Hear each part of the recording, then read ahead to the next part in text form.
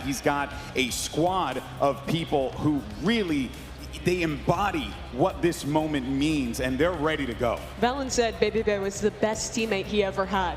He brings a special energy to a team that is hard to explain as someone who doesn't know him or hasn't worked with him. But what he's brought to G2, even just in his time substituting while Leaf was sick, is clear in their results. And now they're trying to move forward with that for all of 2026. But it's a very different situation for him to be in, right? He's casted a global final before, right? He's been in the coaching booth in an America's final just earlier this year, but he has not been playing on the stage with the team when it matters this much. That feeling is going to be new for BabyBay. And that is very true there, right? And if anything, you're looking to see how NRG exploits it, right?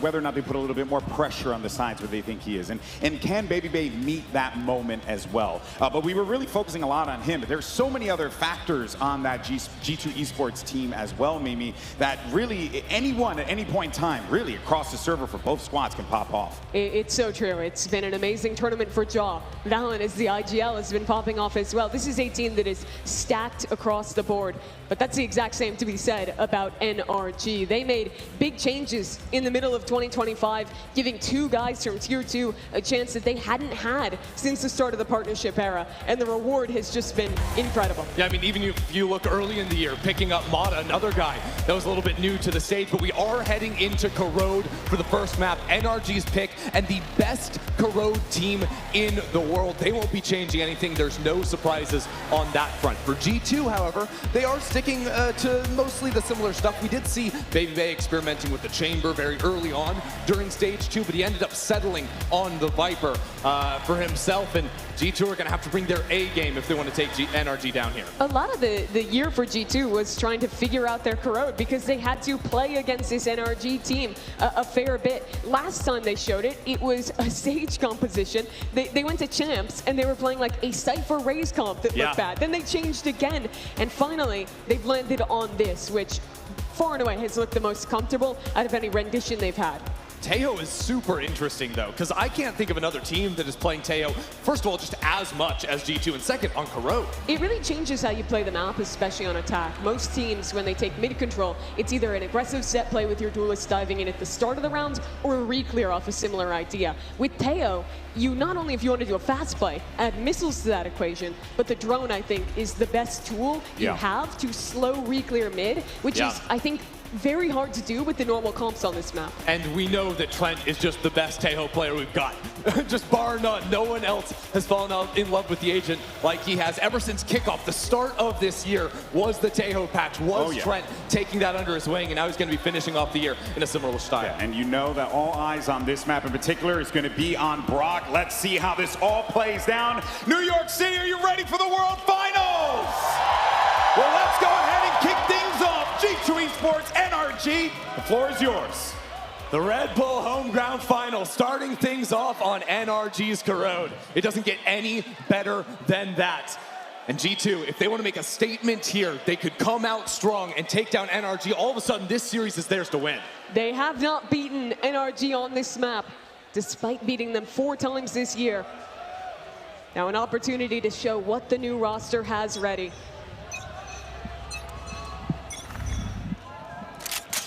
G2 ready for a fight on A. NRG waiting in the wings. Here it goes. It's about to get explosive. First shot straight out. It's Mata to find the first mark. NRG decimate G2. It's not even close. The hindrance is so perfect from Mata. Connects onto 2 players. NRG swinging together. It's something to watch this entire map. How much value Mata gets with that ability. G2, only 2 left, already spotted out. Where are we? And you talk about a statement. That is a name start things off for NRG. An area of the map they were crushing Zeta on yesterday. Now it's just Trent and Leaf alive. Leaf, of course, with the roster changes, switching over to the Fade now. Has played just about everything under the sun, even on his time back in Cloud9, always mixing things up, and now it's him and Trent spotting out Scuba into mid. They've got a 2-on-1 against him over on the B site, and even make things a little more exciting. Just 30 seconds left on the clock as the rotates for NRG come on through. Leaf is here, but the rest of NRG not close behind. Right now in an impossible situation, NRG take the pistol.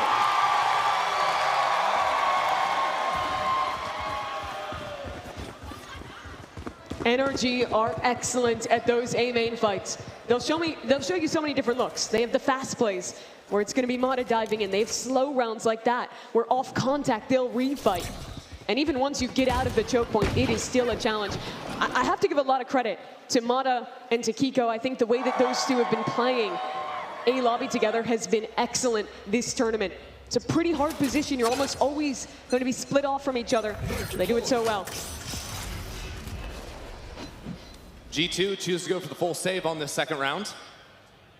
And they're going to have to solve the problems over the A side of the map eventually. This time, though, just starting things off for the early orb control. Try and get Leaf to that nightfall early.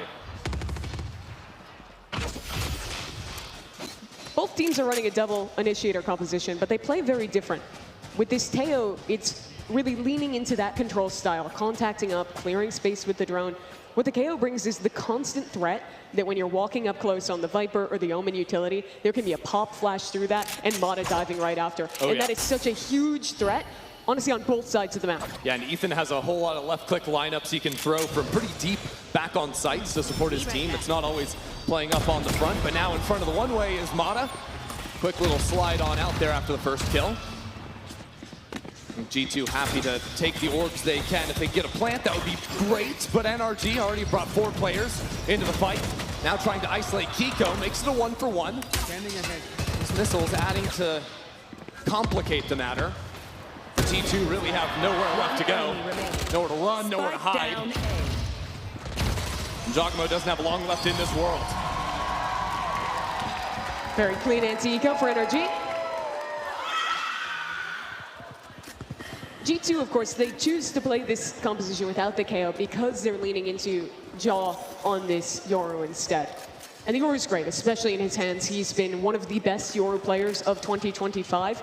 But what you give up, I think the biggest thing you give up, is having that hinder and having a fast way to take mid-control off the start of rounds. You don't have that same oomph of the Neon or the Waylay to go for fast hits. So G2 almost always have to fall back, rely on the mid-rounding, and that puts a lot of pressure on BabyBay, the new player on the lurk. More of working the map, but of course, once you get those ultimates online, some absolutely major abilities for G2. BabyBay spots an angle. NRG with a lot of space already, walked into A main, a forward angle on mid, thanks to Mata. Kiko, as the smoke comes down, is spotted on the crossover. A little bit of exchange of fire. I remember back at the beginning of stage 2, BabyBay would play this line so often on the chamber, now on the Viper. G2 leave embed towards the B site. Valen will fake that he's TP'd across. Yeah, but that's that map play you were talking about with the slower style. Problem is, getting past things like the op later on. This time, though, it's just the outlaw on NRG's bonus. Great seize. Yeah, Kiko in a little bit of trouble. Counters out with some utility of his own, but it continues forward from G2. They don't lose a player on the advance and even have this Viper wall once the gas refreshes to try and jump back into the site. Like the idea of the jump clear there, but the shot from Brock is a little bit better.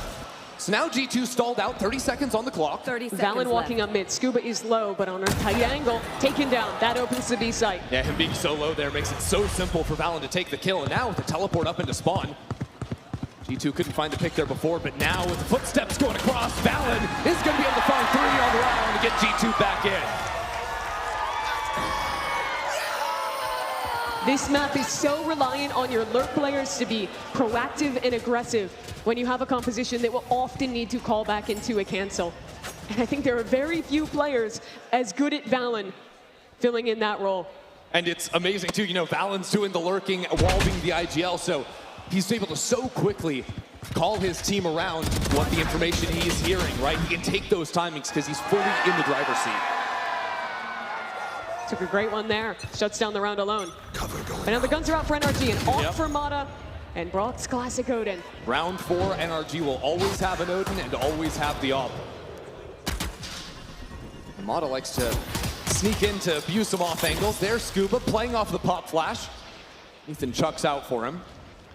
These are the rounds I'm talking about. I'd expect G2 to head back towards mid, use this Teo drone and push that off the line.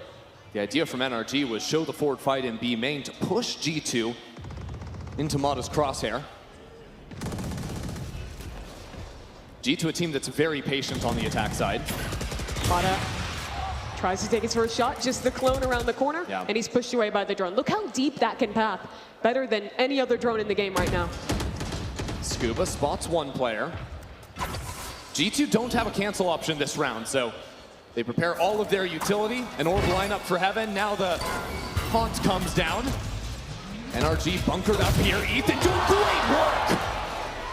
It's massive from the in-game leader, and there's still a player ratting out on site. Scuba is underneath them all. Spike down, B. And this puts so much pressure down onto G2. They can't take the forward space. Valorant has to pick up the spike and go for the plants. And that's a leg shot, too. Spike planted. Valorant banged twice through the wall. It has to be Baby Bay, walking towards spawn. Oh, he's got a timing here. The shot down is beautiful. Brock for a second kill off his utility. Baby Bay in a 1-on-3. Pressure mounting. Where are they? He's got absolutely no idea. And now the smoke fades. A little dip, duck and dive. But Brock will finish the round.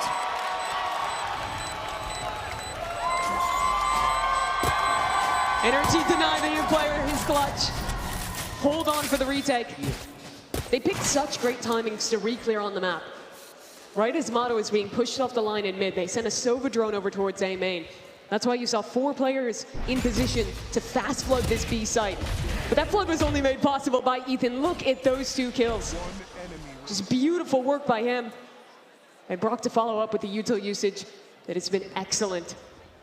I like the timing of the swing there from Ethan as well, waiting till after the Yoru teleport to catch those next 2 players, moving into the site, fully unsuspected. Now G2 choose to buy into this one. Not the only player down onto a stinger. Just a scouting ultimate out of Allen, setting up for a quick pop over into the A site. Now Molly's go down. It's a whole set piece from G2. And yet it's Kiko to connect first, and it's another one. This counter spam out from Brock, stalling out G2. They've gone absolutely nowhere. A site continues to be impenetrable. So G2 have ideas to move back into mid, but they're pinged up by Brock's dart again. And Scoop is jiggling on such a safe angle. He'll be able to fully hold this contain.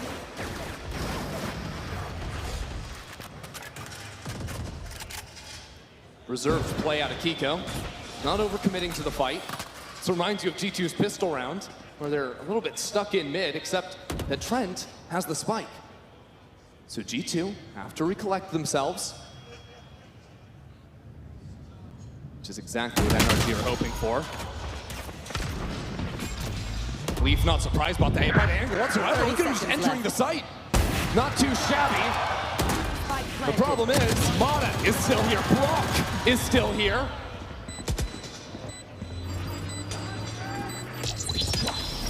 So the control NRG demonstrate when they are ahead in numbers continues to be unbroken. They are excellent at holding A. That 2-piece from Kiko was pivotal. Tucks close into the smoke, plays around the utility there so well. He felt a lot of pressure. That ult at the very start of the round from Valen was a fake, threatening that someone was going back towards spawn, but that was quickly cleared out. So Kiko could just hold in that close smoke, get support from Brock's ultimate, and almost single-handedly shut down G2's initial advance. So it will be G2 Esports calling the timeout. Josh RT trying to get involved here. Now, Josh usually likes to go for earlier timeouts into the game, even when the team is succeeding, liking to change the approach and change off of the early conditioning. G2 usually planning out the first 4, 5, 6 rounds of a half, but now they're really at a drought here, only winning the anti-bonus. He's one of those coaches who loves trying to give you a series of rounds to go back into and see if you can find success with. It's been tough for G2. That B finish round, they lose out to the retake. Twice now, they've tried the fast A looks and have found no success there.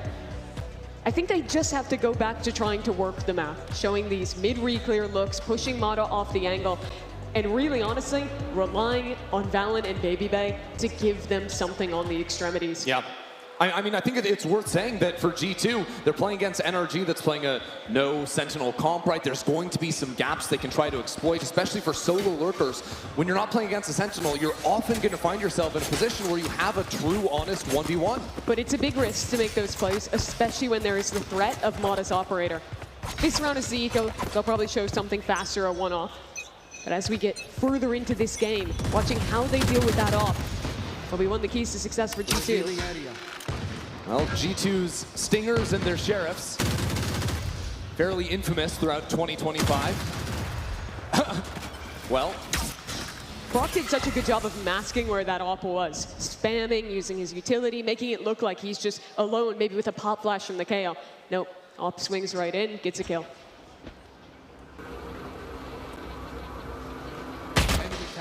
Drone also spots a couple of players. Still have BabyBay working the A side of the map for the time being.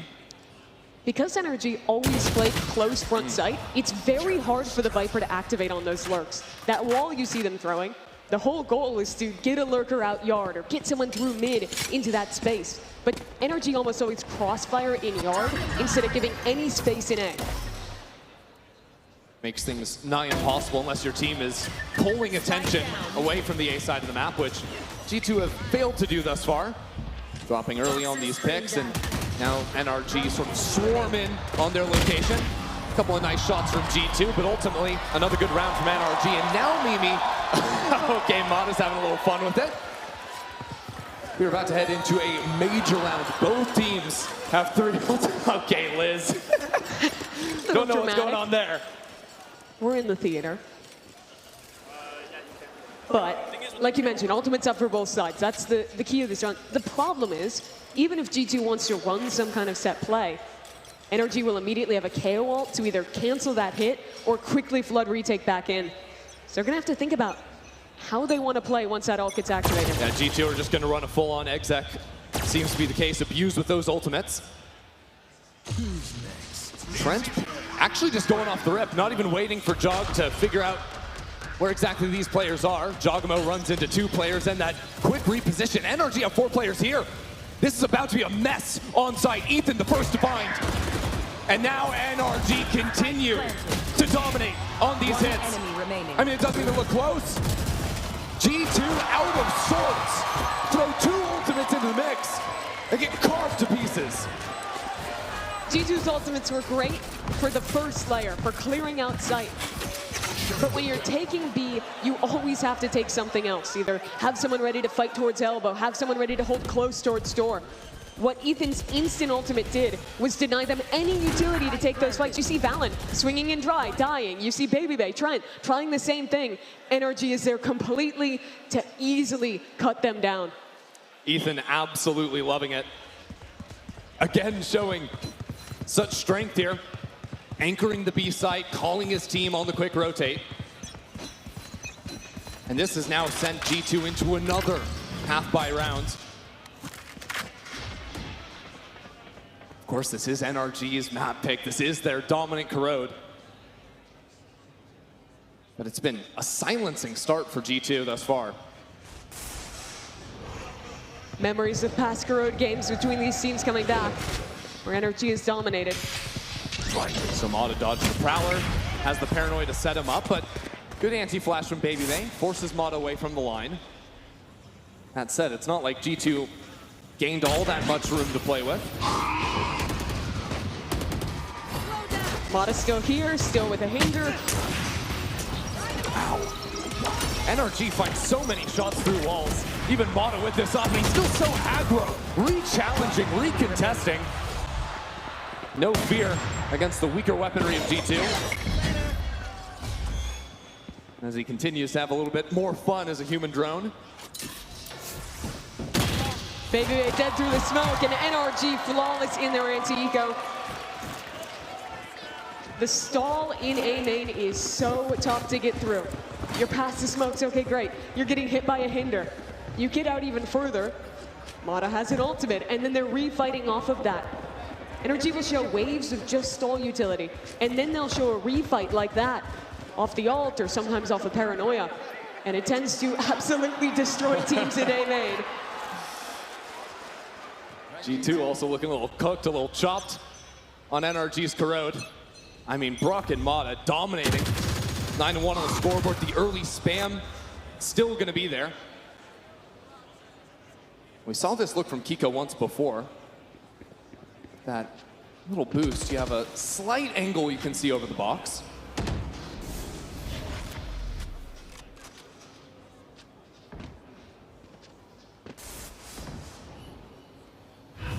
Cover going. Oh, nice timing there from Jog, right in front of the smoke. That's a big win for G2 early. How does NRG react? They walk Ethan down mid. Exactly. As soon as they lose the forward space in one area, they have to reclaim it in another. G2 will further the pressure towards A, but that's not where this round is ending.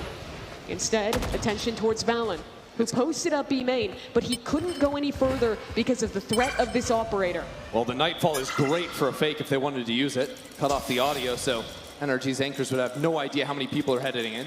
Hearing that drone in mid might make you feel like this could be an A split. Does it pull a rotate? 30 seconds left. Leaf and Ethan, but Ethan's just too much better. Absolutely locked in this tournament. So now that fake, not even really an idea. It's a whole lot of noise. Jogmo gets the kill, but Brock is waiting with that Odin. And if they can't deal with Brock, there's no way G2 are planting the spike.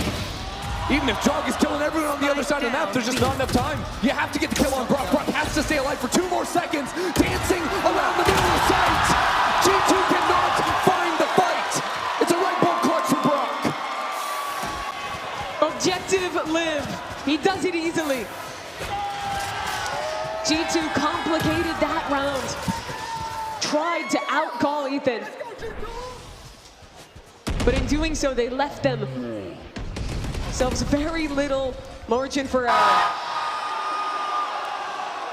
That game, a ring around the rosy at the end, is just heartbreaking for G2. And since the last time out, 3 rounds ago, G2 call another one. They tried to fast play with their ults. They got completely destroyed by Ethan's null command.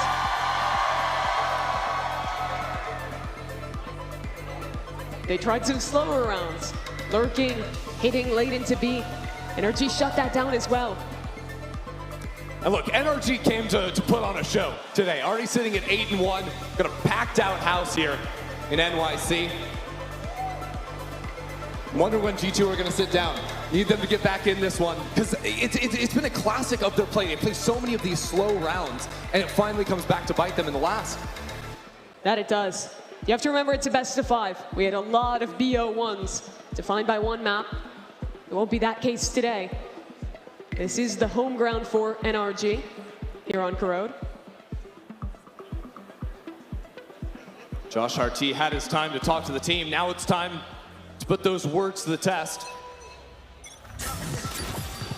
So they show a similar open towards A main. Stop anyone from crossing over. I'm worried about Mata, though. He's given up on the operator. G2 have never started mid, so there's no threat for him to not walk down. He's never gonna stop. He has the recall ready to go, and there goes Mata. Traded out by Trent. Something to save this round. That could have been over in the blink of an eye. Yet there's no Nightfall for this hit. Jogamo trying to pop out and dimensional Trent. He's right back out there. G2 finally have something to work with. Finally have this site. Scuba in the corner. Nowhere really to go. Just some spam in his pit. He's still going for it. Are you kidding? Scuba! And when the gas goes down, he brings it straight back up. Trent and Jogamo scatter. NRG has the time. They have a drone. They can slow this round back down. Trent needs something. Hiding inside of the pit to dodge the drone. And now it comes down. He's so low. Trent! Brings it straight back for G2. Brock's still a problem. Time is starting to dwindle down, though. Brock needs to get this fight and get it quick. It's just not going to happen. Jogamo on the swing, and G2 are right back in it. That round was nearly a nightmare for G2. Mata picks the perfect timing, has a read that it's a weak mid setup from G2, but he only gets one. And I think it was Trent as well that got that trade-out kill on Mata at the start of the round. He's then the one down numbers forward on his own to get the next two. Could have gone wrong in so many moments. But G2 hold on. Trent and Jaw, the guys to bring them back.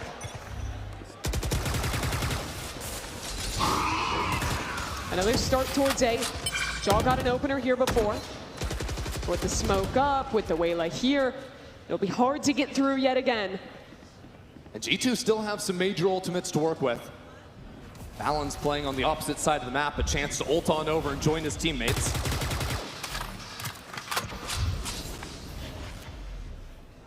Every round, NRG are taking mid with just one player jiggling. It's because G2 has never conditioned presence there, and that means there's 3 on A. Including Brock. Brock loves to play this A side, especially with the Hunter's Fury in hand. Makes it even harder to bust out of the choke point. Mata must have seen a shoulder. Now the Hunter's Fury comes on down. Leaf trying to scatter to the wind. It's only Leaf on the other side to give G2 a chance in this round. That shot from Valon is pivotal. Kills Scuba on the jump peak, opens the door to B. And even popping a couple of ults now from G2. Trying to put some fear into NRG. But Mata, who had just walked down mid in the last round, has a chance to do the same on a quick flank this time. Valon gets control towards Heaven. They have a second layer to this post plant. That kill, though, was brutal. No Nightfall in the post plant. Now he goes and regroups with his team. NRG are going to send 4 players back into spawn. Trent has to be the hero again. Him alongside Valon towards spawn. This crossfire from G2, but Valon's attention has been pulled. Trent as well falls on back. Mata creating some chaos. Up in through mid. But there's not an infinite amount of time. NRG need to go, go, go. And here they do it. Mata into the site, but G2 have done it again. Baby Bay for 3. And G2 hold on. 2 of the 3 rounds G2 have won.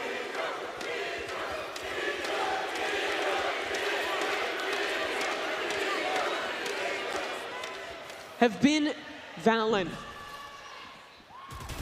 His consistent performance on these extremities, getting openers, giving his team that pivot. It's one of the reasons that they are even still in this map.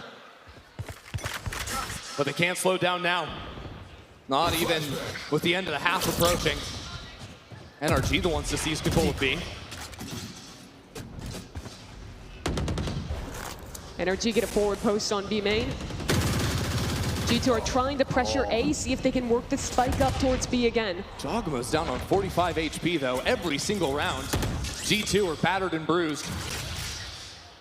And they've been sitting on this Nightfall for a while now. The drone sees the Viper, but in previous rounds, that has meant that there's a hidden Mata behind it. They still don't know where that operator could be if it existed, but this time, of course, it's just Mata with his gun. Even more of a threat with that Phantom. Eyes on Ethan. The in-game leader. Now set up. Trying to hold this space. Chooses to fall on back because NRG have pushed up into A main, but at the same time, it's a dance on the map between these 2 IGLs. Valon calling his team all the way up through mid. And this is going to pinch Scuba. Scuba needs to secure a 1v1 in B main. He's not even going to have the chance. Scuba's good for it, but only the one. And this means an open sight for G2, except with Ethan creeping down into mid. That'll be the first kill. NRG aren't giving room to breathe. More pressure onto the flank now. As Mata eyes up Valon. Good utility. Taking his time on the swing. NRG swarm back into the site. Causing chaos, but Baby Bay holds it down. Forcing Mata into the 1-on-2. A double swing, but it's not going to be there. G2 win 3 in a row. Back to back from Baby Bay.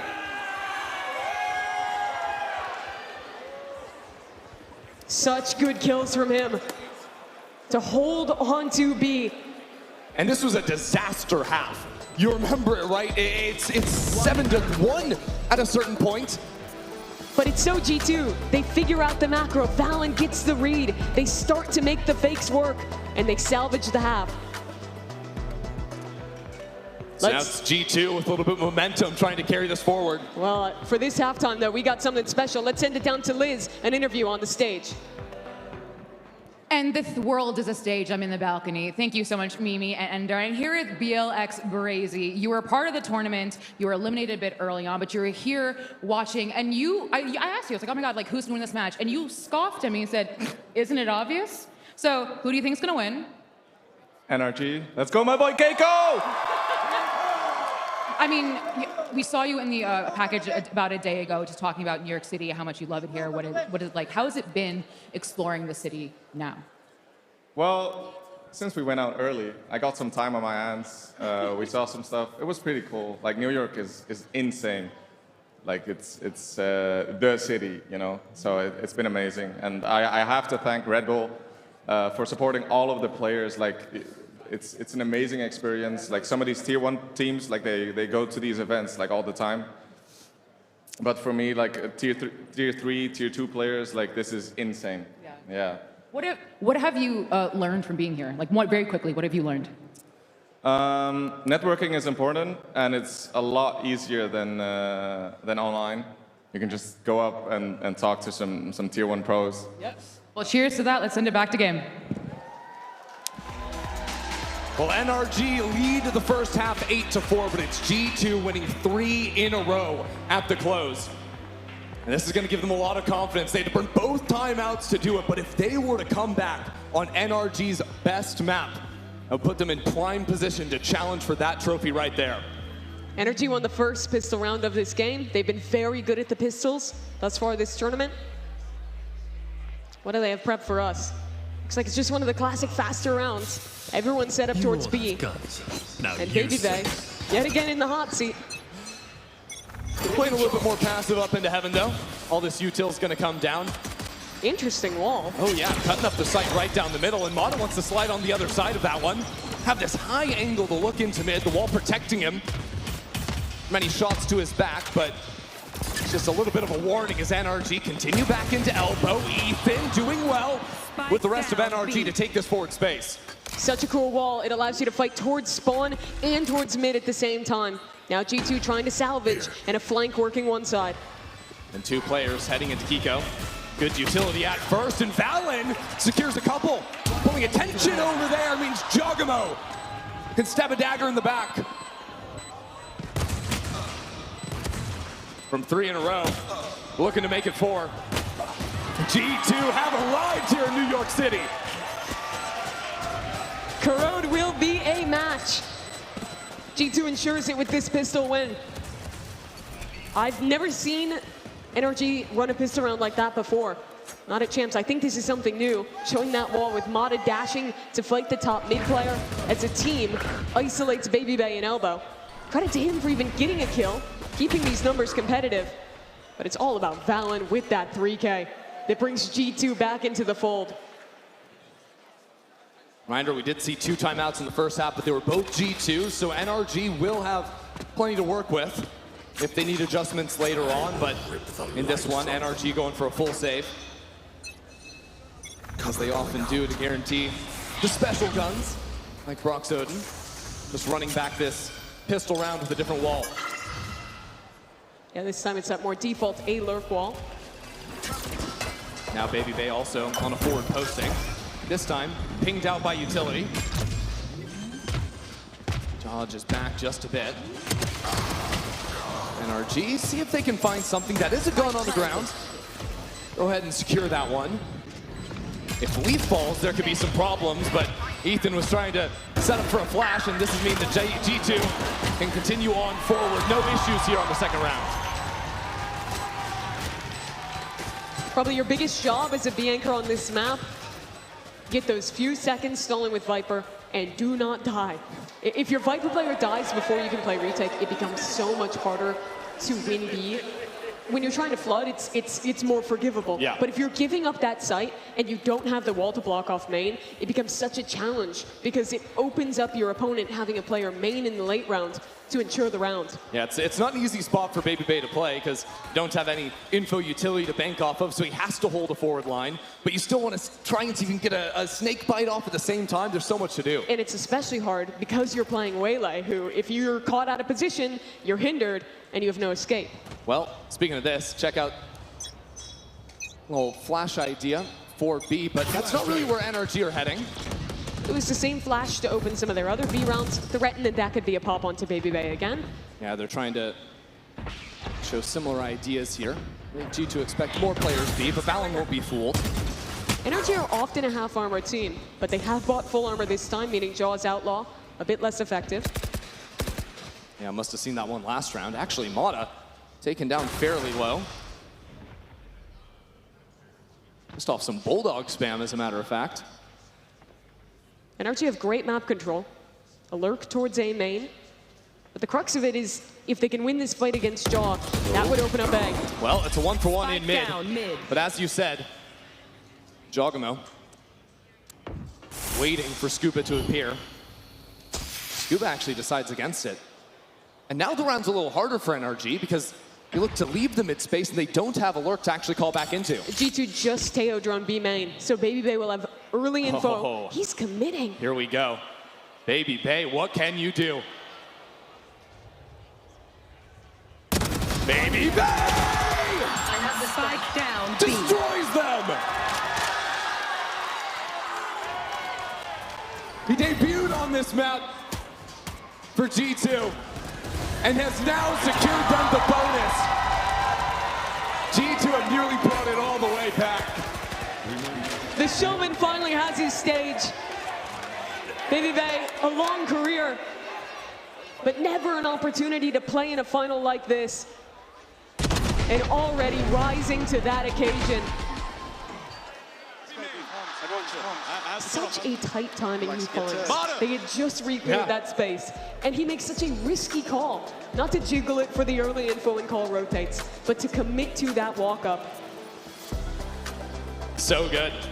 And what it does is it's going to force now NRG to take a timeout and reconsider after losing the anti-bonus. Christy, this game was 8-1. Now it's 8-7. It has been 6 rounds unanswered by G2. And well, bad news for NRG fans, they ain't got money. So good luck trying to stop G2 from tying things up now. Actually, even in the timeout, G2 really loose up on the stage, and that has been such a big difference seeing them with Baby Bay joining the squad. Call it the Baby Bay effect. They talked so much about it when he was just substituting for Leaf. If you didn't watch Americas this year, it was him making his re-debut after being a caster for 2 years, not playing in the partnership leagues ever before. Yeah. He went from caster to player to water boy, now back to player again. And now he's up here in the home ground final. NRG just the classics. As they often do, we'll do a large grouped push with them. But the other is here to receive. Nice to see even Leaf having some fun with the weapon. And Valorant having a little bit too. Racking up those eco frags. From 8-1 to 8-8. This is the round that NRG must win. This is where you have to arrest your momentum. You finally have an operator for Mata. The Odin for Brock. Ults around the corner. Thus far, they've only really shown us fast executes on the pistol and on the bonus. With Mata buying the op, I'd expect them to slow things down and try and find him a pick to work. When they go later towards the execute, he'll probably switch that gun over to one of his teammates. And Mata is so good at finding these openers on the op, especially when he works into the mains. But when he's playing mid, he goes for a little boost there, jumping for the vision before taking the shot. That is bold. Jump peeking over the top, hoping you can remember the location and hit it with an operator. And the skill test there is you gotta hit the shot before the Odin tracks you for the kill. Not an easy task. But just by revealing that the op was purchased, this makes things way easier for G2. You can see, contrary to the previous rounds where Baby Bay was taking the forward space, Jogamo as well, G2 are way more reserved. They know NRG is going to play slower rounds. They're going to let them eat up so much of the clock. They hear the Viper orb, and they already have 3 players stacked towards this A site. Now this orb is in fear of Jogamo's own off. Playing a more passive line. And getting the null command for Ethan, that's the go sign. But now there's no escape button for Jogamo. He's forced to stay into the fight. Mata now with the weapon in hand, continues towards the site. As good utility means the swarm can come in, but Jogamo has his teammates back. And Jog is still alive. How is he still alive here? Eventually falls down, but it's not so simple yet. A 2-on-2. Leaf plucks away from, now looking for the spam back and wall, going to return. You do not challenge the champion of the Odin, but G2 do it anyways. And now against the other side, it's Brock on the side, and Baby Bay does it again! G2 stand tall. They're 8 rounds won in a row. And somehow, it's Baby Bay again, the man to close it out.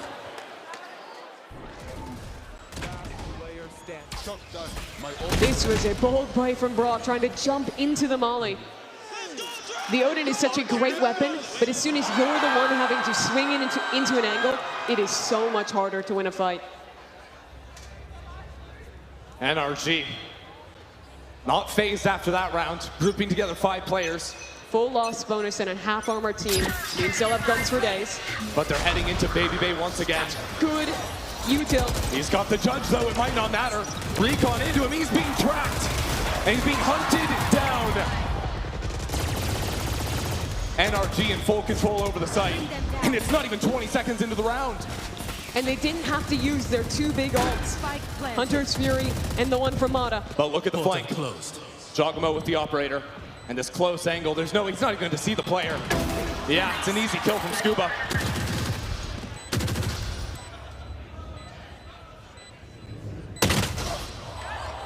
Okay. Let's see what G2 can do with that kill. Trent needs a little bit more, but NRG, their post-plant setup is so hard to break. Even if you were to get that kill, the trade would be there. NRG all of this tournament have made great decisions on where to push in their post plants. I've especially liked it on their Haven, but true on this Corrode as well. Once they take a site, it is challenging to get back in. But the only reason they took that site was Mata's utility. That hinder hit absolutely perfectly onto Baby Bay, who as he was casting the Viper Spit was already slowed down by that ability, gets stuck in place, and then executed with the Odin spam.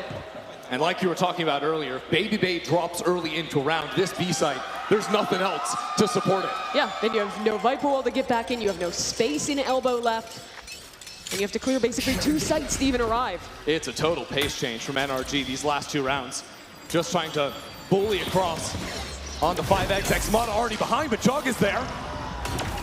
He runs through a molly to get that pick. Now Trent backs away with the Viper's pit.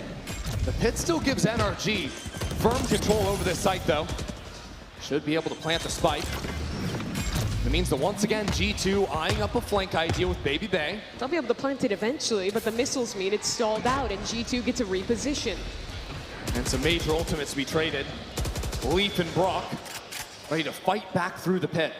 They're going to try and cancel, go back mid, but look at Valen, he's holding this.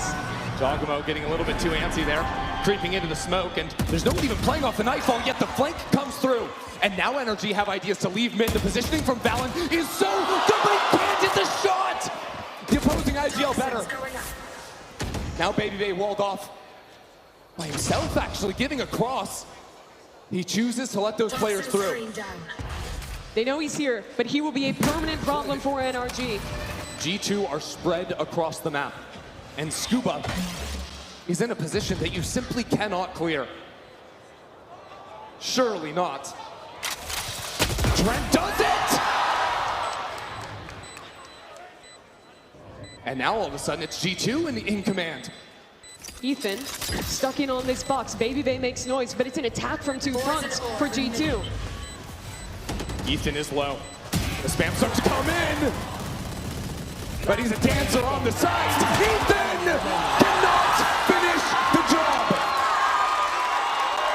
G2 stumble, but they do not stop. Ethan wanted to mirror the success Valorant had, that other IGL who brought this comeback into being for G2. But he's a hair away from getting it done. This kill in mid was huge. Absolutely. If Scuba gets that, he has a backstab. He's the insurance. Instead, Trent wins it. And G2 keep the lead rolling. But this train does not stop from NRG. You look at the ultimates. Mata's not going to waste any time. Ethan 1 away from the null command, and 5 players on A. Trent has an ult to refight if they want to. So Comfy to give up at least that first bit of space.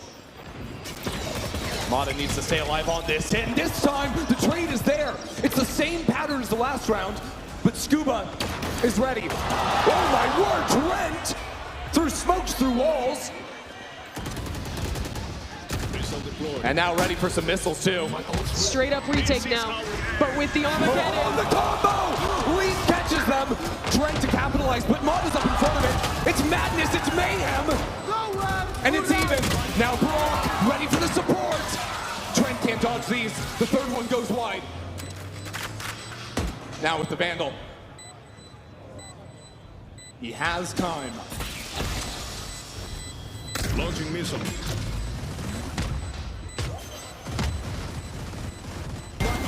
Waiting for it. Trent is so good. But shocks are coming down as well. Well, I lived again. And now the fight. He goes for Brock, and he gets it. I don't think there's going to be enough time. There won't be. We're tied at 10. NRG finally break the streak and tie this game again.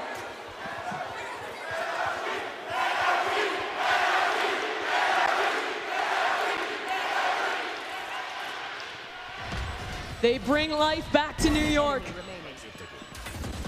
But the hero of this round came before Trent's attempt. It was Mata. He was stuck in elbow, seized in an Armageddon, but he runs forward and gets 2. 10-10, and G2's money is broken. NRG stick together again. Brock actually on an Ares. Their money's not so hot either. A lot resting on this round. NRG were to falter. Dallin and Leaf still into the side. What is that? Are you kidding? G2 is flawless on the eco. The G2 Stingers!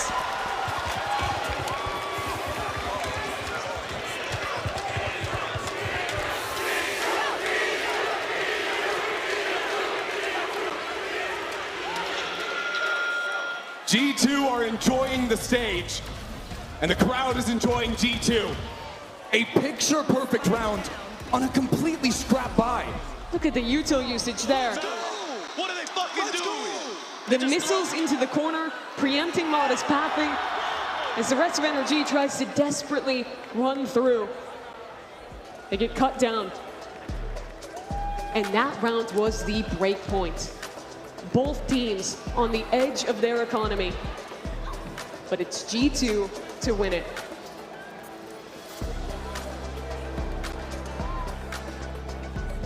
NRG dip into their second timeout of the half. It's been a story of the defense this game so far, but that man on your screen, Josh RT, when he called the timeout in the first half, G2 went on to win the last 3 rounds. They brought this game back. Now NRG need to do a similar story if they want to win in regulation. But it's unlikely to start here. Only a stinger for Mata. Classics for the rest. The fate of this match will ride on round 23.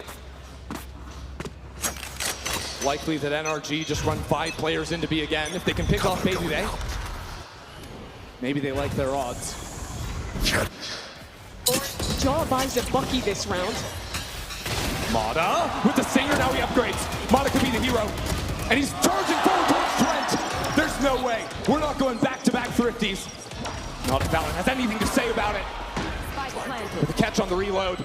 Valorant advancing on his own. He wants to get it all done. And now a dimensional drift from Jog.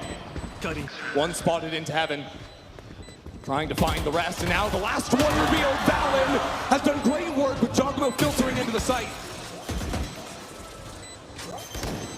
Pressure on the spike. Kiko Stepping into this NRG roster will not stop G2 from making this comeback happen.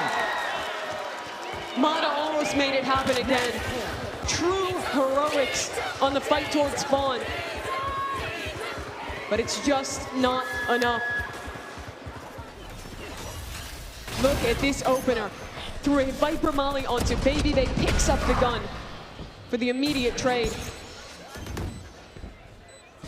It was Valorant who started this comeback, and it was him who saved that anti-eco as well. NRG have never lost the map of Corrode. They have won 9 times in a row, including in the World Finals against FNATIC.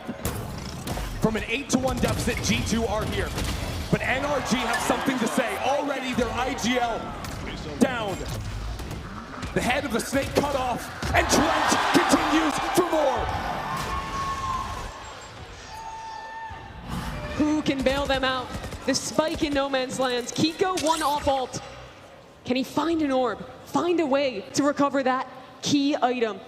It has to be Scuba. On this lurk into A. Jogamo gets the shot, now a teleport back. He's away from the site. A main orb is open. Kiko will grab it and recover the spike. But that means Brock in mid, holding the cross, has a huge job ahead of him. There is only one path forward for NRG.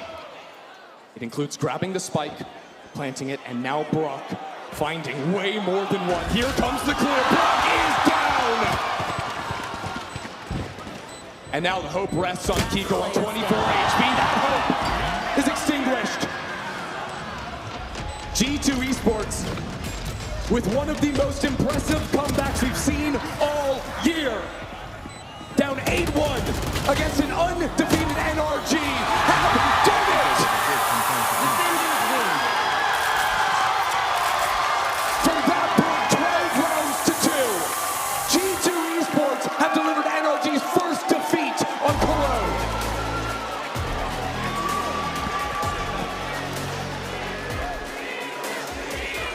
Can you believe it? Oh my. I'm stunned. I'm genuinely, and not just at the fact that they picked up the dub, but the fact that they came back 8-1, Mimi. Think of the layers of that. How much those few small rounds came to be impactful. It was an ult round with 3 ults where they send it, get decimated flawless. But then it's Valen back-to-back with lurks that bring G2 back into it, that give them hope of a second half. And then he calls a masterclass defense to close it out. Absolutely, and let's also not forget the tail end of the second half too, where G2 lose a couple of rounds. All of a sudden, we're tied up at 10. G2 on an eco with Stingers and with Sheriffs, a tale as old as time to flawless take the lead again. I have to laud Baby Bay as well. I feel like the rounds where he had impact in that first half, coming up in the late rounds, holding down in the second half as well, were absolutely huge. Valen too, I mean, on top of the calling, his individual performance, topping the scoreboard for this team. Yeah, unbelievable stuff. I genuinely, when we looked at the series layout, we were convinced that this was going to be NRG up 1-0 to start this whole thing off. But instead, G2 Esports flips the script. They're up 1-0 in this series. We're going to take a quick pause for the cause, and when we return, we're going to talk about map 1 and set up map 2. See you in a few.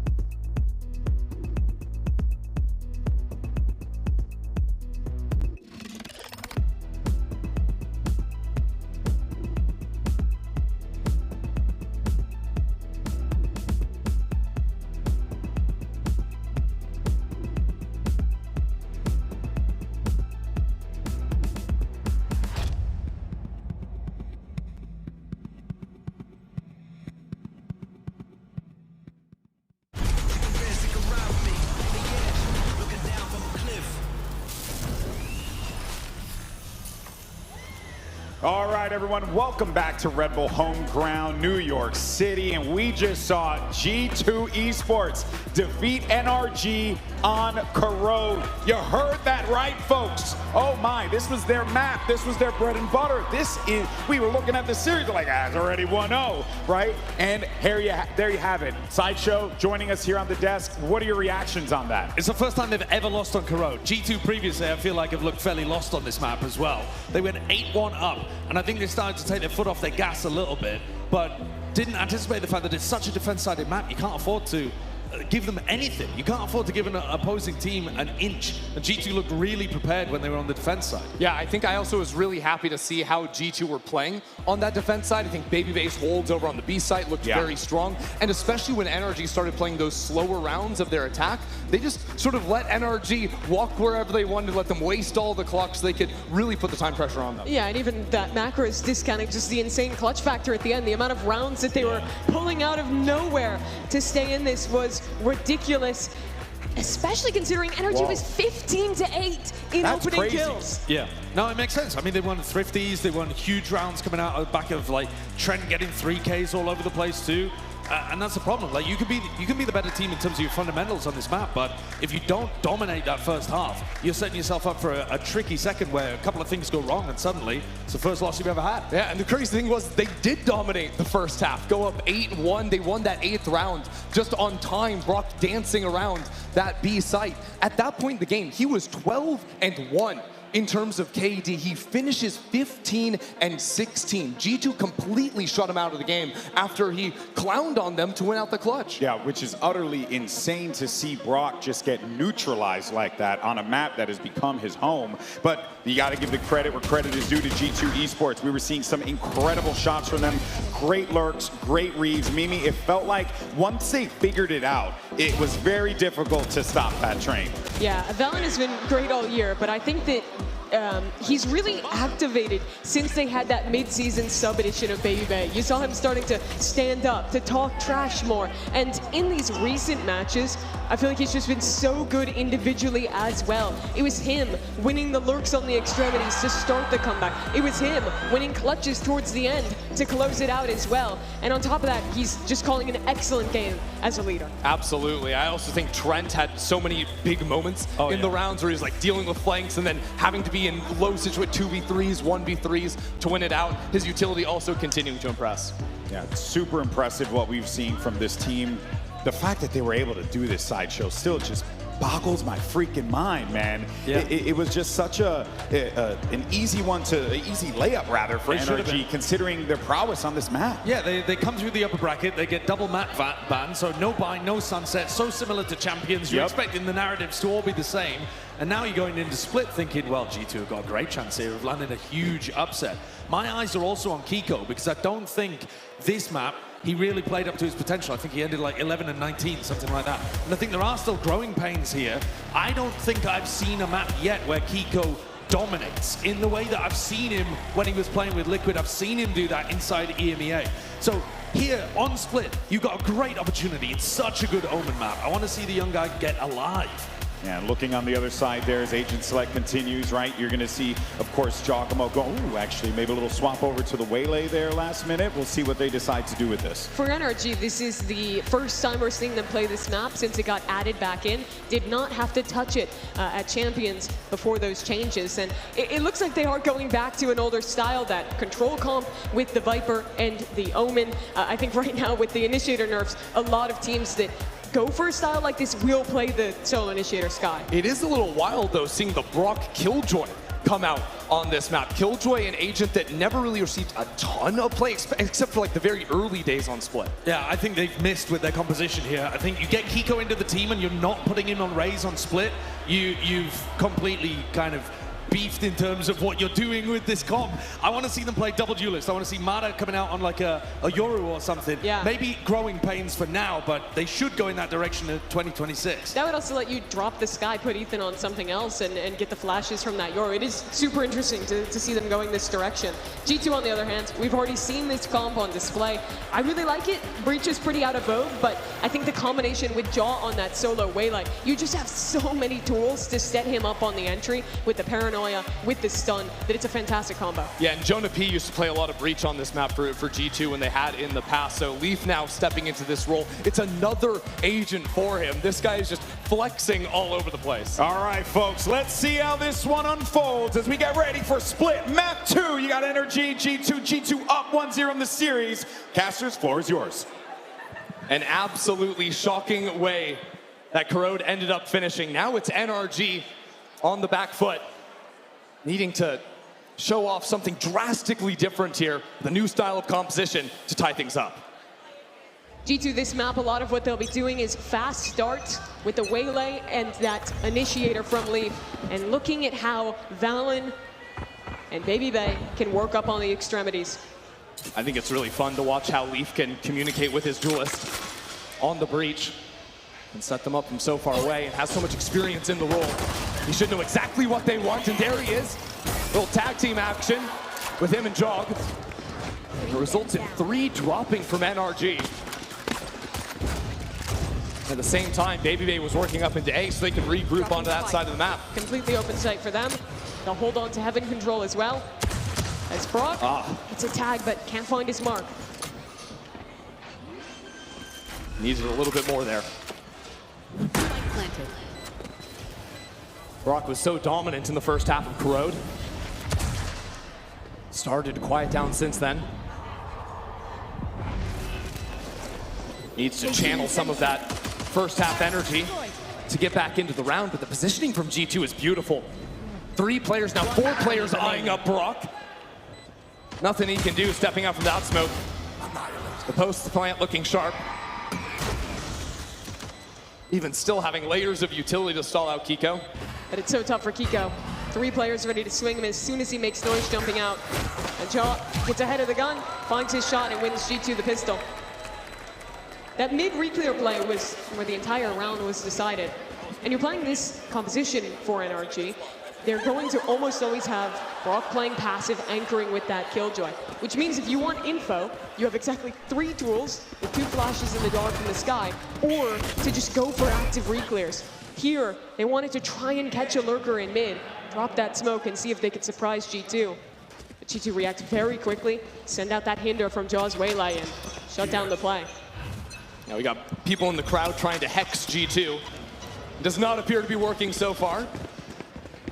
NRG just full sprinting in all the wrong places, unfortunately for them. Babybay trades out 1 for 1, while now Leaf is running into mid. There's a player there, but he doesn't care. I have the spike. Welcome to the modern anti-eco. Our 1 player on the other side of the map dies. Fantastic news. Get the spike down. I mean, this is just a round where G2 are gonna let Leaf and Jog off the leash. Already halfway up to their own ultimates. Takes a long time to farm that breach ult, but can almost single-handedly win you around here on split. I do wonder how much NRG are gonna look for the aggressive plays into A lobby.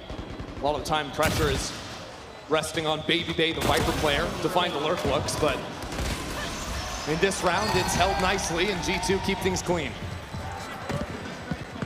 So Mata playing the solo Raze. What will that let them do? I think the biggest drawback that this agent has versus imagine him on a Waylay or on a Yoru, he's going to be a lot less likely to want to just like walk into mains and like hold a forward angle. Where Raze really shines is when you can be in a position where you're throwing a nade into a choke, throwing a nade down mid, and then following up off of that.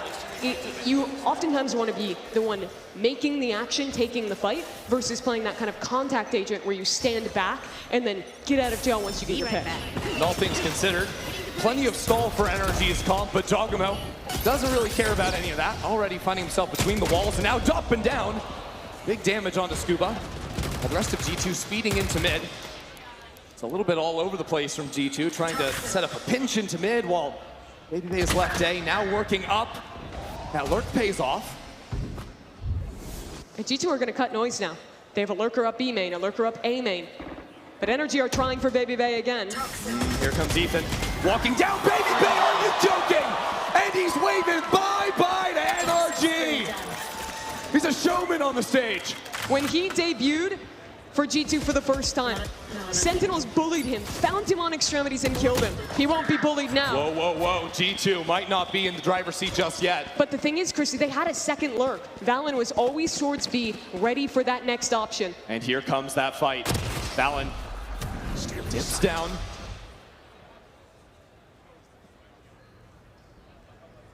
Mata doesn't like his odds in that fight, down on 17 HP. 30 seconds left. But they shoot NRG back into mid. It's time to plant the spike and reposition. They won't be able to fight up. Instead, choose to play backside together. Ooh, but there's utility. Paint shells, paranoia. A smoke for NRG. G2 could have just boxed themselves into their own doom. NRG have to find it though. Have to find the answer. But they're so worried about different positions. The paranoia connects. Here they come. Kiko's down Trent. Now pushed back. He's low. Mata dancing around. The push on backwards. Trent sees it through. NRG were so close to bringing that back, to finding control in that round. But it was Baby Bay. This 3K, they stun him with the Skydog. The first player tries to swing, he owns him, and then he does this. 2 kills in a row. The quick transfer is nasty. And that is what you need from your extremity players on this map. Money's gone for NRG. G2 will change the pace, send fast towards B. Good night, Kiko. Light and quick. Mata with a nice shot, but he's getting pinched from the other side. It's starting to look like a runaway. Again, the last map, once G2 started winning, that was a scoreline of 13-2. They've now won 3 in a row, make that a 4th. Talking a difference of 15 rounds when all is said and done. NRG have had no answer. And I think the map play as well from G2 has just been immaculate. This is a team that loves to play the whole map, and whether it's mid lurks or Baby Bay dominating on A, NRG have yet to find the answer. Still there's time. That was the bonus round that G2 won. That was the pistol round, and they were great. But now finally NRG start to get ults. They're going to have an operator online for Mata. And solving A is usually going to be Ethan's job here, playing the sky. All the scouting he has, the timings he takes, but he might not have the luxury of time. Might not have the luxury of a 1v1. G2 all 5 towards A, but start slower, contacting up with a stun for Jaw. A lull in the action. Paranoia made too. It's about to go down. Here comes Jog, but he's caught out, 33 HP. Now Kiko steps up to the plate, he's blinded. Swing and a miss. It's only Scuba to step up and try to equalize a little bit, falling back into heaven, but G2 have ideas of their own. They'll freeze for now, and instead re-attack towards ramp. They might want to pinch back into mid. Jogamo's been let off the leash. That's just spam onto Scuba. So unfortunate for NRG. Keep your eyes on mid. Mata trying to escape, but Jog has now lurked up on the waylay, and Mata goes down. This map play, G2, playing a game of chess. Now on Lurk, finally. Ethan wins that fight. These Seekers, perfect information now from G2. But no help for Brock. He has to stand alone. He's in such a nice spot, though. What can you do, Brock? What can you do? Not enough is the answer. So now a long walk for Ethan. And on such low HP, Spike planted. the shots would have to be perfect. Info ult goes heaven. Now there's really only 2 places he could be. His own spawn or G2's. Nice shot!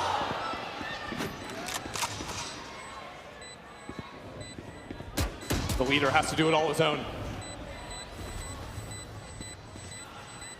What are you gonna give us, Ethan? What can you do? Will it be silence for NRG? Will it even be a chance at a fight? There won't be! Trent shuts it down! Trent bought so much time and secures another 4G2. Let's talk about the beginning of that round. When you're playing a Killjoy comp like this, with only Skye as your initiator, you almost always need to be playing up on A and denying lurkers getting into that space if you're playing that like bunker flood retake B setup. G2 know this, and the util pattern they showed to eviscerate the player in A main was so good. A paranoia on one side, a stun the other, with that same piece of util. The Waylay can go either direction, isolate a pick, and open the round for G2. They add layers on top of that with all those lurks, so NRG pump the brakes. And now really, I mean, the only thing that there is to talk about, it seems like, is how to stop G2 from just lurking up everywhere. They've been able to take so much space with just individual players. The Mata op would have been such a nice tool, but they lose it that last round and won't have the money this one. Won't have it for a while if the game keeps going this way. So what do? You likely want to keep Brock bunkered at least on one site. But when they're trying to fight up, G2 is doing such a good job of having util forward to push those players off. They're not just sending lurks in at the start of the round. There's always something else that NRG has to pay attention to that opens that door. The problem, it seems like, with Brock playing over on the A side of the map is that the utility has to be fairly passive. It always gives control over ramps to G2. So either NRG are fighting up in front of it and not getting value from it, or they're playing back and G2 are running the map. It almost feels like you just have to give up so much space and hope you can retake. Okay, Valen. Just walks through the smoke. Timing. Dodge the boom bots.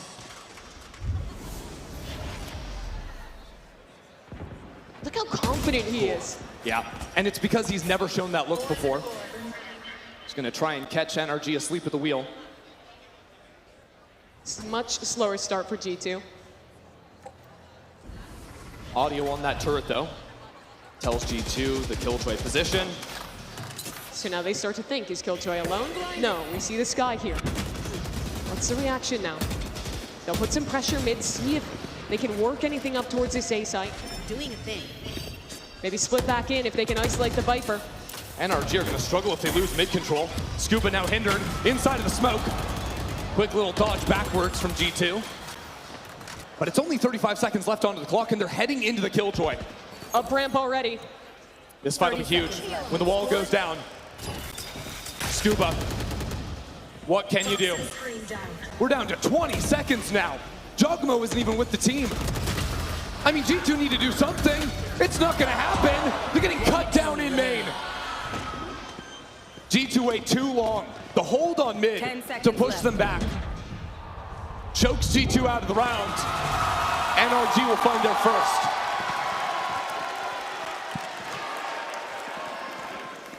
NRG changed the setup for the first real time on this defense. Switch the Killjoy to A and play very active in mid.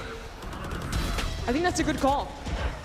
You're gonna struggle always to deal with these lurkers on the extremities. But if you can have a constant presence in mid and flood retake in immediately through vents or through B heaven, it makes the job of your anchors so much easier, even if they're getting lurked on. Check out B. I like this read from NRG. Mata playing boosted up in the corner. G2 haven't really shown a big B look outside of the anti-eco. And the Prowler will find him a stun behind it. Mata has nowhere to go, no satchels to escape with either. How does he get out of here? He gets a kill through the smoke, are you joking? And he has the rocket now as well. Escapes with a second lease on life. On top of that, it was a rolling thunder at the ready from Leaf. G2 wanted to use that to accelerate into the site. Now, they don't know where to go from here. They have to go back into playing the map. It should have been checkmate, but Mata bailed them out. Baby Bay will now try and activate on the lurk. Damage dealt. And again, NRG lose mid control. Actually, that's different to the last round. Now G2 have so much forward space. It paralyzes NRG. When your up numbers and breach is dead, you can afford to bunker sites because that execute is so much less powerful. I mean, there's not even a Prowler left from Trent. G2 need to find a kill while walking forward, and it's not going to happen against the showstopper. All of a sudden from behind, Mata does well to track that head. 20 seconds now. G2 don't have the utility. They have to fight their way through. Good old honest Valorant, but they're looking the wrong way. Kiko, like a surgeon, distracts for Ethan to take another. Mata gets away with murder that round. No clue how he does not die here. Watch the kill. Running, spamming, he was midair. Just normal things, I guess. And this as well. It is so difficult to track a waylay diving around you like that, especially when you're pulling out your weapon. And look, Mata, even in the loss, topped the scoreboard in that opening map. Now needs to find himself here in the second. I would say NRG bought breathing room with G2 on an eco. But I see Jaw with the Bucky. It's always dangerous, And a isn't it? stun ready towards vents, and I get a little scared. And always the ultimates to play off of. Good stun. The follow isn't quite there. A rare miss from Jog. Yeah, just in that weird range where you don't get the kill with left or right click. This hunt goes down onto Trent. No more Sheriff in the picture. Really, G2 were hoping to find themselves in the post-plant situation. They could put the pit down. NRG again, when they get numbers, they can pull back, play more passive, and bunker the sites. This Killjoy turret sees up into the heaven window as well, spotting the cross of these players, so their spawn not in danger, not until now. And now bundled up together, Scuba swings around the left-hand side. This Bucky, wait a second. G2 find themselves even, G2 find themselves ahead. And now the pick can come online. Such a tough post plant to break. Only two players to do it, Mata and Kiko. One satchel to get out from heaven. And inside of the muck, well, Jogamo goes down. But the Viper is still alive. Baby Bay, in such a good spot. A little bit nervous. Where will they come from? It's great timing. Last player standing. But a one-on-one. The Omens, and it's Valen to take another. Valen will not let the new arrival be the one to take him down. That's an eco rounds win for G2.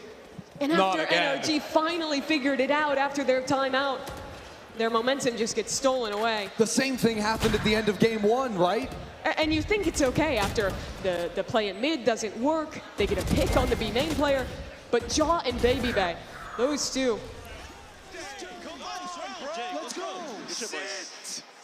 Baby Bay's been out of his share more than he's been in it. Leaf has had his ult for so many rounds. I think now is the time to use it. At the same time though, Brock, now some counterplay of his own. Balance sticks it. Rather bold. But the trade will be there as Jog continues into the site. Watch out though, G2. Because Mata pushed all the way down mid. As G2 fight forward into screens using the flashes to stall. Mata, which is ever so closer. Now as the flash goes back the other way, Mata shows up. Spike planted. And G2 are stuck down in this pit. Nowhere really to go before, nowhere to go but to find the fight. Jogamo holding, Jogamo takes another. G2 have been so good in these post plants. G2's only in this tournament because of Jaw. The overtime game against FNATIC, he dropped something like 34 kills to avoid elimination. And here again, stepping up, G2 conditioned these slower rounds, just showing a waylay, fast play at the start. They've been holding on to Leaf's ult, and here they make use of it. And as you mentioned, once you get this team in a post plant, they are so good at finding the weak point, finding what fight to take to hold on.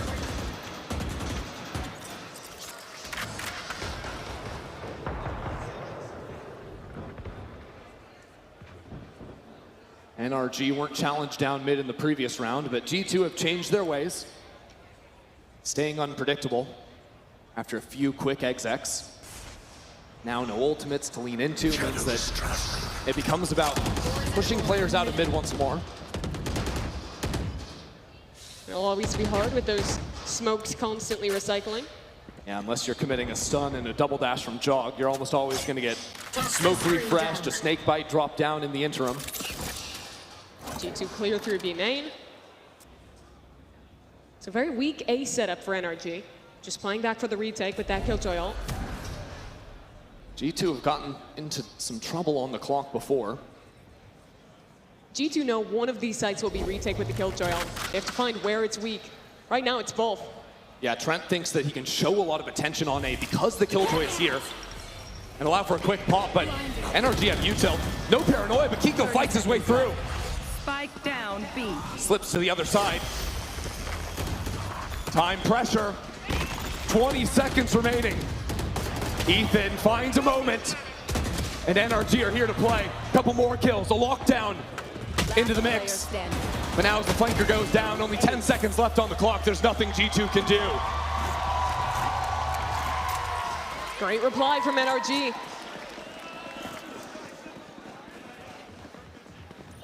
Played a very passive setup on both sides that round, just looking to use the Killjoy lockdown. G2 spent so much time trying to figure out if there was going to be aggression somewhere that eventually they just had to gamble on hitting a site with such low information.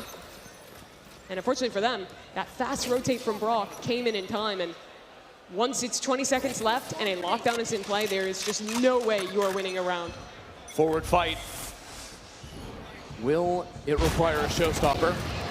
Nice shot from Kiko, and a showstopper as well.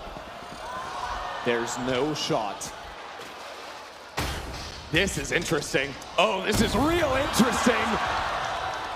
Not another Eco. Surely not. Kiko steadies the ship. It was Jaw who stole the Eco round last time. He's got a gun again. Now through the smoke, no one's looking at Ethan. And Ethan has assistance. Trent and Valen can't break through that choke point. And Jaw had the spike. It's sacrificed into the site. And that should all but eliminate the threat of this round.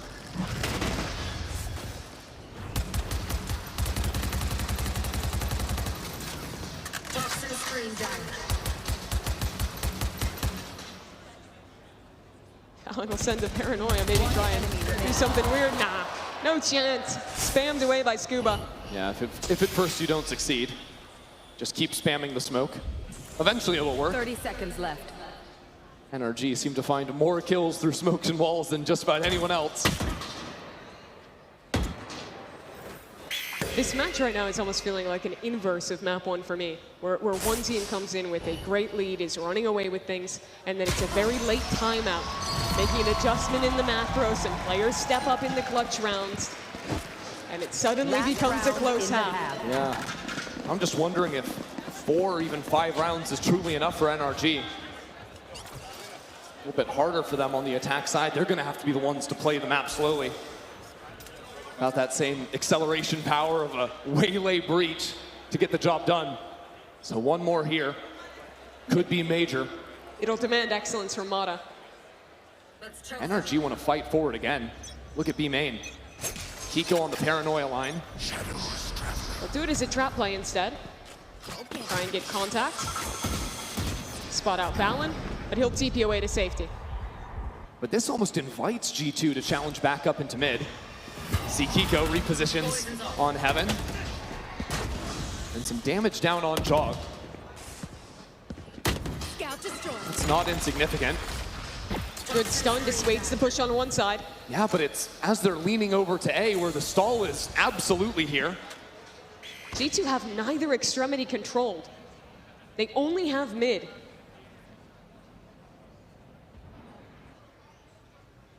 The clock is G2's worst enemy. Trent has one Prowler. He'll go back B main to work alongside Valen to clear that space. Mata could shut the round down right here. Patient, but a Prowler holds his ground and caught on the retreat. couldn't fully dig his heels in. Look at Jaw, still holding tight. Scuba's coming his way. There's no way Scuba's catching this tight a timing. And now G2 are just fighting through, no utility necessary. Ethan in the smoke. Some spam laid into him. Some spam, and Ethan takes them all down in main. G2 aren't out of it yet. The ult missed. But now inside of the corner, Brock has a moment. 15 seconds left, 1-on-1. He didn't stick the plant. That's trouble. 10 seconds left. Jug has to put the spike down. And now out on the other side, Brock is fully prepared, fully aware. And hasn't pinned. It's not gonna happen.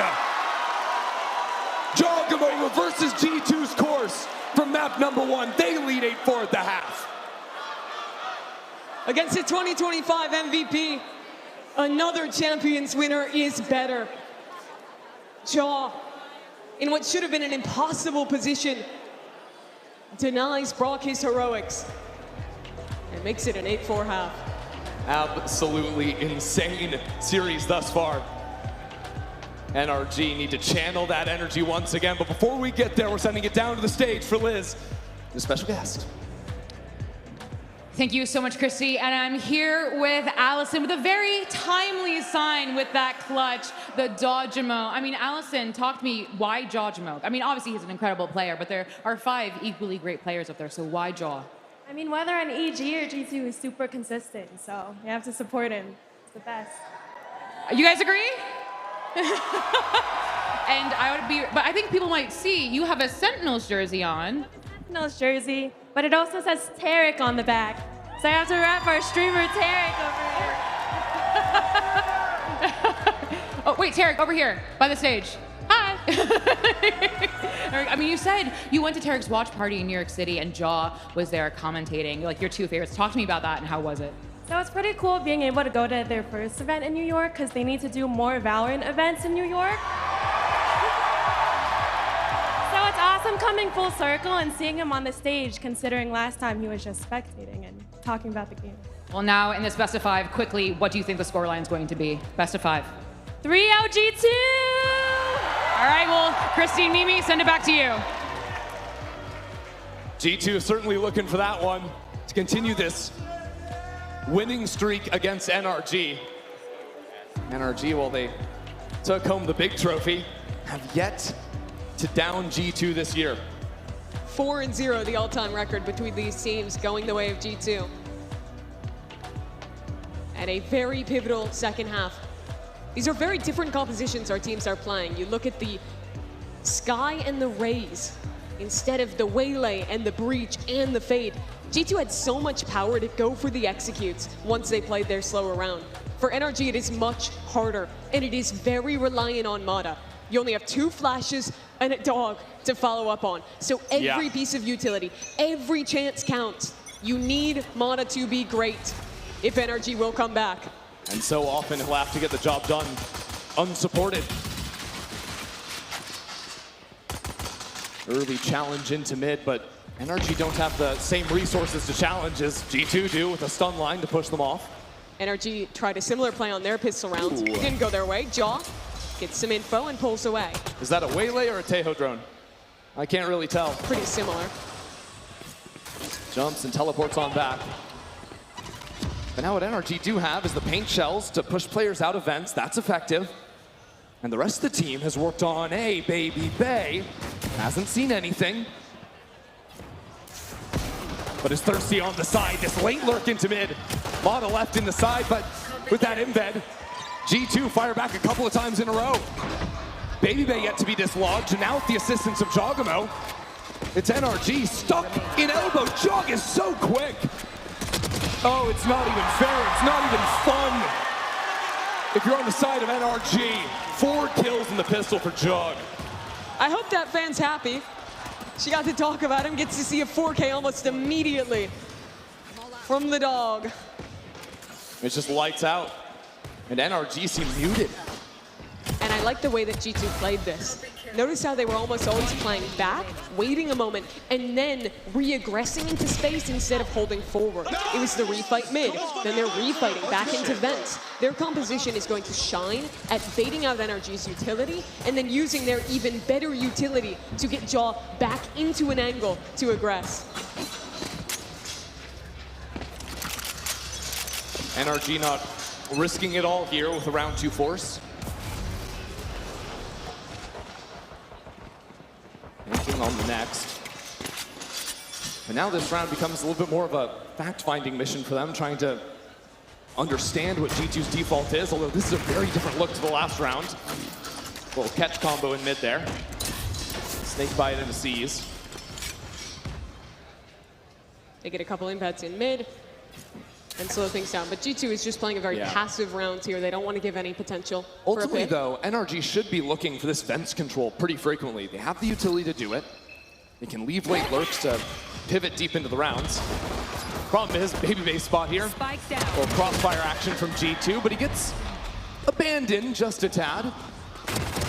Now finally, Valen comes back in for a few eco frags of his own.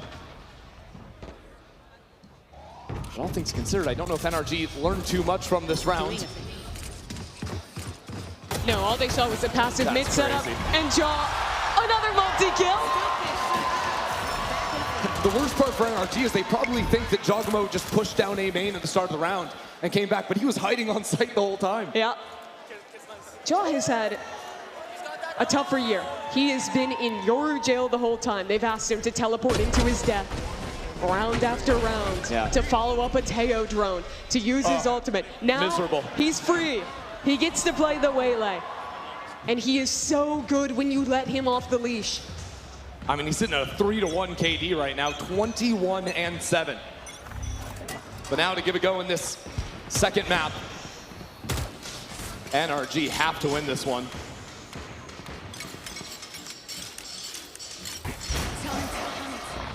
Here's the mid control that NRG will show quite often, but the counter is so good. Stun left side, Jaw swings right, and it's G2 to open their bonus. Back swinging into the fight. Leaf is holding his ground. That's ridiculous. Valen in some trouble now. Paranoid. Trying to wiggle his way out of there. Still looking all right for NRG. Kiko, though, up into heaven. Chancing a lot on this play, and I like that. Spike planted. An assassin up through the smoke, but Baby Bay challenging too. Ethan is so low. Prowler already reveals one player on pillar as G2 group up towards spawn. If Ethan can even get one here, Brock should have the round. There's coverage with the turret on the right side. He knows the angle, he sees the barrel.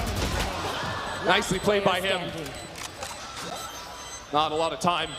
Not again, Trent, not again! Okay. You can't keep doing this to them! He read that so perfectly. And it was in the first half when Trent was on the exact opposite end of that 1v1. He secured the Red Bull clutch then. He does it again now. And that is the second bonus round this game won by G2.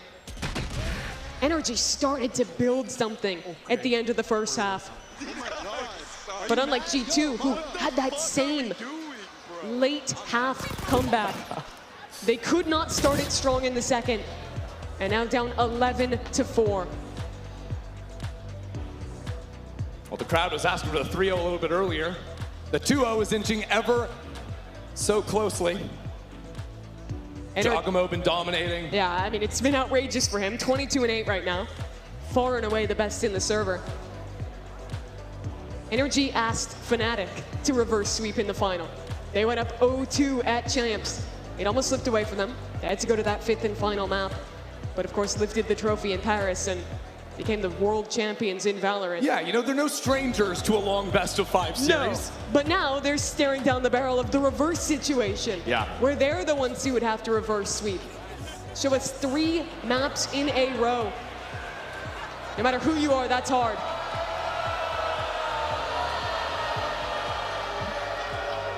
I appreciate the boost for that sign, thank you. Got a rowdy crowd here today.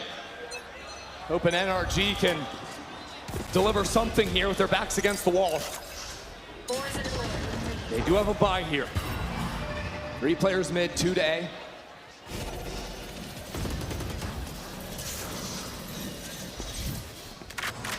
Baby Bay is completely on his own. The smoke just went down and he saw Brock. The blue ball was chasing him and Brock waits. All right, NRG still looking to go back into A. Look at the ground, Scuba. Inching forward. Dogma now rips the ulti. Around on the site, the support from him is beautiful. He's getting the kills too. Spam through the wall. Everything perfect for G2. Scuba on 5 HP.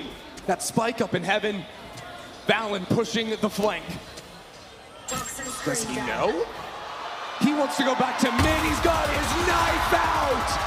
Wrap it up. This one's over. Jaw's name left the conversation for GOAT after 2023. He had such a showing at Champs. Best raise in the world, what so many people were calling him. But then he chose to stay with EG for another year. Didn't get to attend any global events, didn't get to rekindle that magic. And with his start on G2, it was slower, like I was talking about, always having to play that Yoru. But this is that Jaw, the man who won Champs, won the last international final on American soil. Rearing his head again.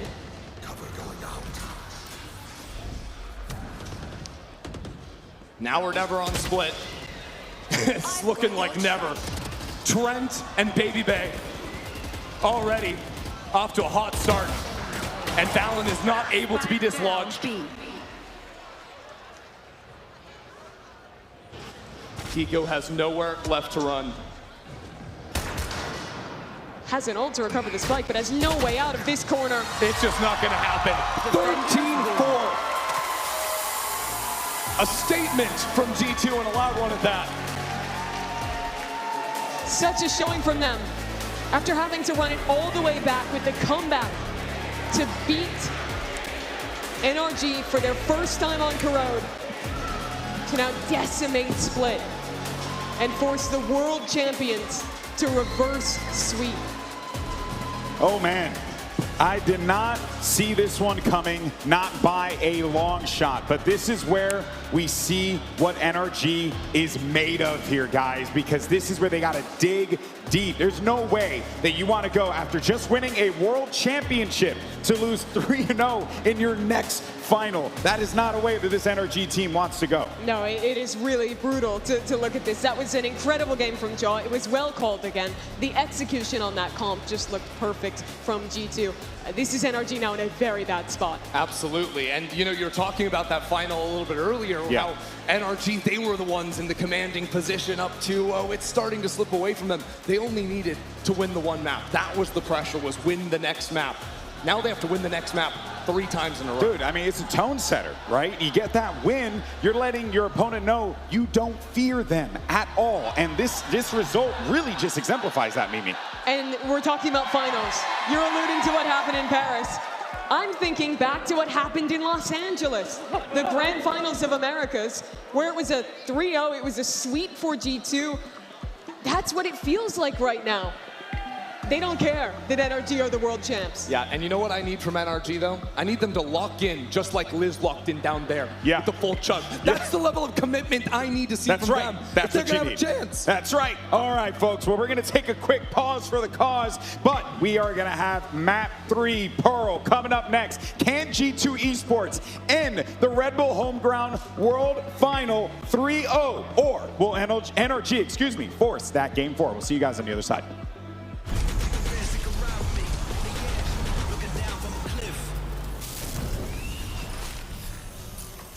Logo.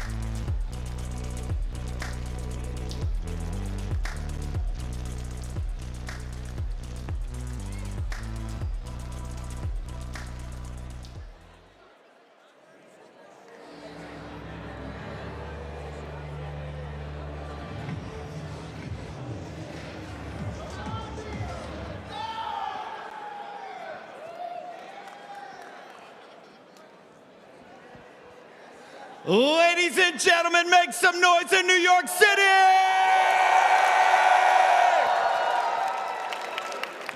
Guys, we're starting to panic. We thought we were going to be here all night for a Game 5, but G2 is on match point. So I'm doing a massive giveaway right now. Who does not have any Red Bull gear that would like a hat? I got my man Bobby Boots. Bobby Boots, let's launch a hat down there, shall we? Excuse me, man, what's your name? Where are you from? This is Sharonda. I'm from New Jersey. From New Jersey! Launch it! Oh, she's got a Jackson Dart arm. Let's go over to Ray here. From Long Island, New York, give it out. We got Esports Doug. What is this, Doug? I don't know. Yeah, I don't know. I have no idea, but it looks cool. Is anyone a large? Do we have any larges down here? Hey, hang on. For me to throw it, I need everyone to be quiet. Not a sound. Work with me now. He's finished. All right, go ahead, Doug. Throw it. We gotta go. I got 5 minutes. Bring this monitor because I'm told that while I walk down these stairs through Mimi's set. Excuse me, Mimi. Sorry. I have an AOC gaming monitor that the pros are playing on the main stage, and I have to randomly find someone deserving to play with 280 hertz. Is there anyone from the tri-state area?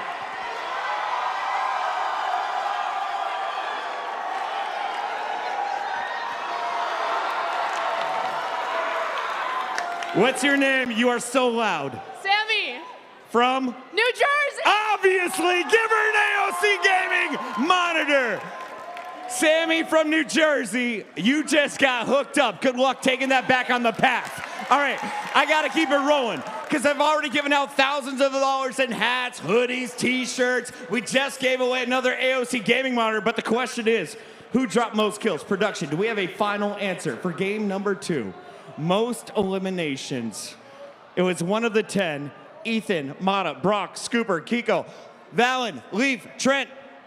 Was it Judge? Was it Baby Bay? Final score, Liz, who was it? It's the dog, it's Jojimo. If you have Jojimo on your hand, come to the front right now. You are walking away with the second AOC gaming monitor. And we are not done yet. I just spilled my Red Bull, but it's okay. I need 4 competitors. How much time do I have, production? How much time do I have? We got like 2 minutes? All right, we're gonna play this fast and furious. I need one from the back. His girlfriend's pointing at him. Bring your hat. Come on, let's party. Yes, you. That's one. Who's got an NRG jersey on? We need an NRG comeback. Get your face up here. 2 more. Who's a Baby Bay fan? Who's cheering for the Unks in the building? Get your face up here. One more. Who out here loves Golden Boy? Yes, I see you standing on a chair to cheer for Golden Boy. You deserve a spot. This is our Herman Miller embodied. There is no better gaming chair on the planet, a $2,000 value. But this weekend, it's 25% off to everyone who came out to Red Bull Homegrounds. Ladies and gentlemen, if you didn't see it yesterday, we call this game Musical Chairs. 3 chairs, 4 contestants. Let's start it.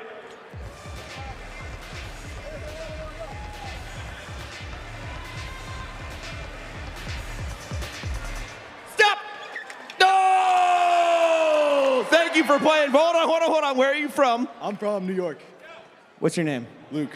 Luke, do you feel like you missed out on this opportunity? I feel like I should have trained harder and been more prepared, but next time I'll be better luck next year. More esports in New York, says Luke and I. All right, we got 2 chairs, 3 competitors. Start the music.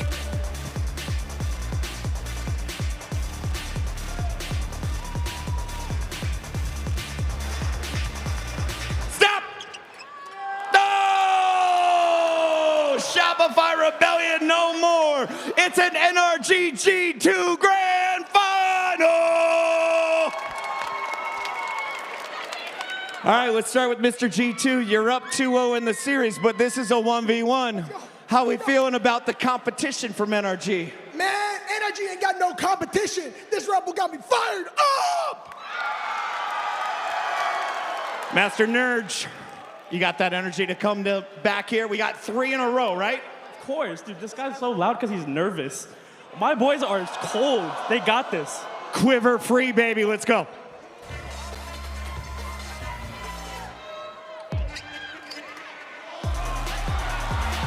Oh, no. Is that a DQ? Not yet. No. It's because I spilled the beverage. We're all right. You guys keep battling.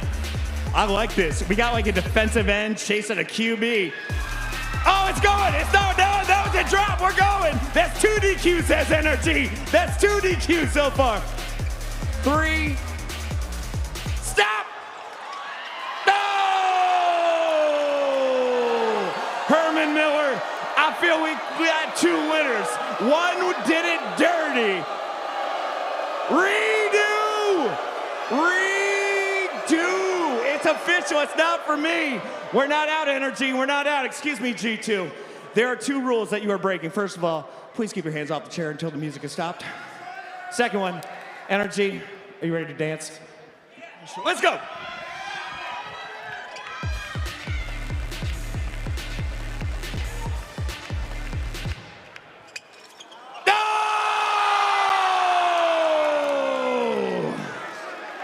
Ladies and gentlemen, I will officiate during the break. In the meantime, we got a game 3 coming up. Make some noise! Red Bull Fairies, distribute the product. It is time to keep the energy flowing. This is the home ground. This is the grand final.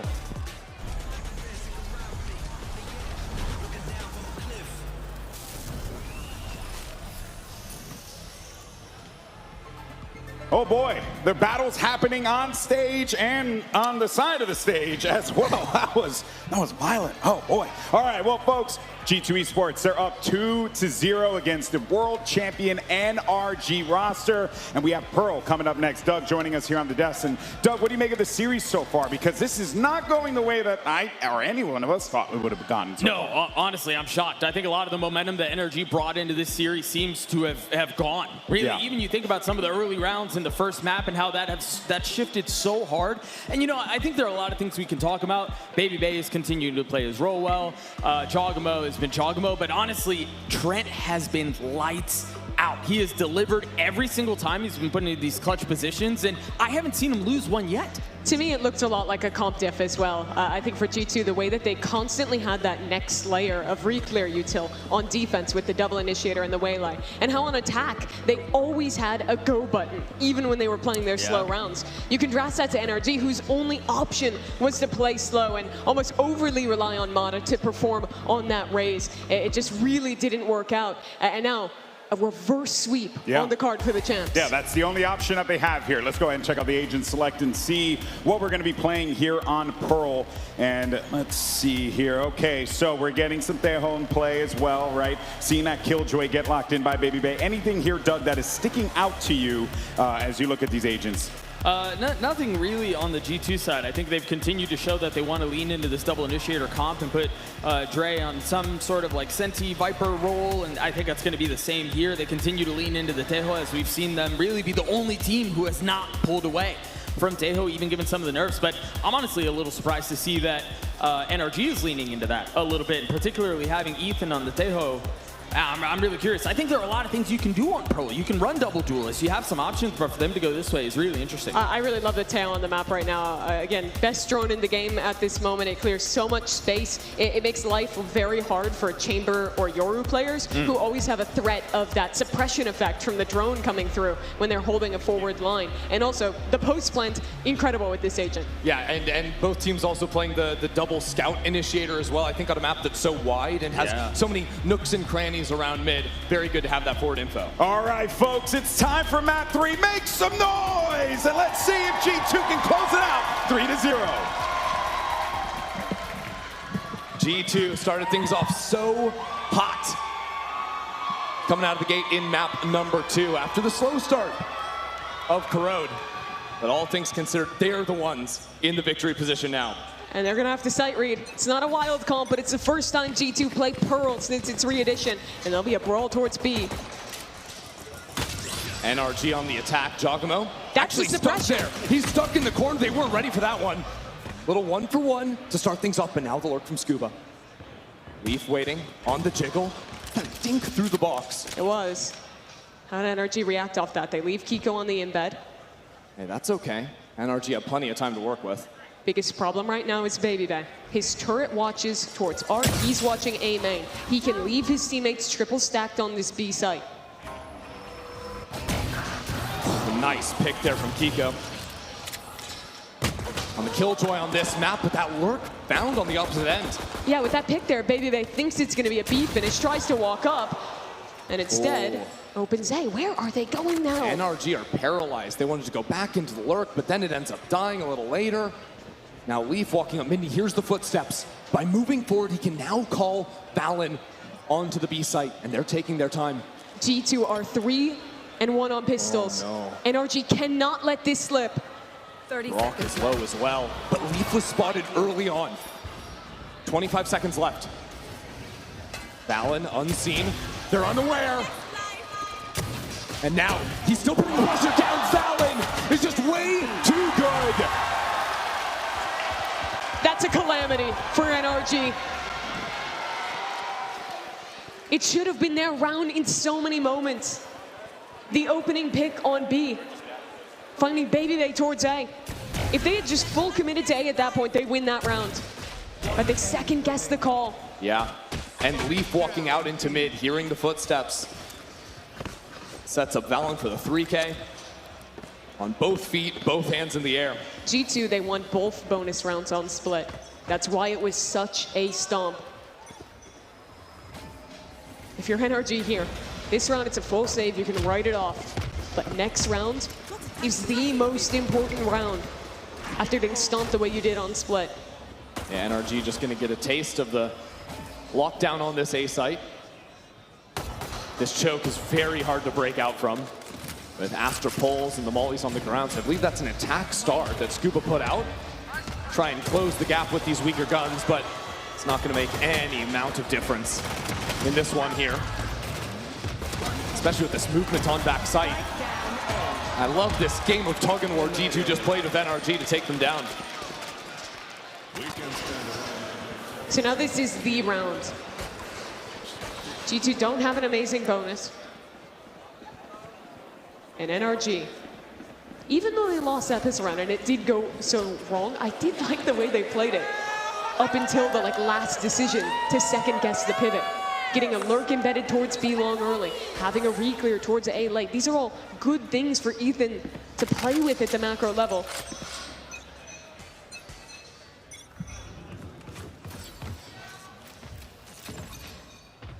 NRG's solution on the anti-bonus is to let Ethan work A main. And even in tough games, he has been frying in this tournament. Putting on a clinic individually. Jaws walking up. With the stinger, down low goes Ethan.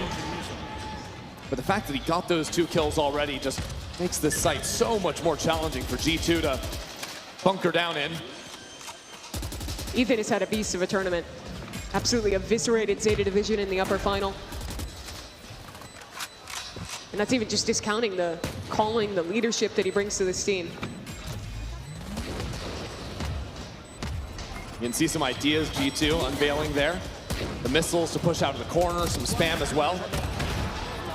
While G2 are showing some of the playbook, NRG are just killing everybody. A flawless anti-bonus from them. And a different tone already to split. Mata gets the crowd going and really gets his team going as well. Has to feel so good to just get a round after how bad split went.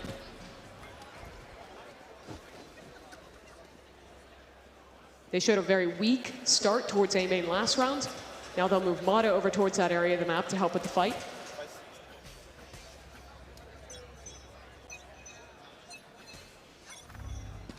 Something NRG like to do with Mata is just leave him in a forward spot sometimes.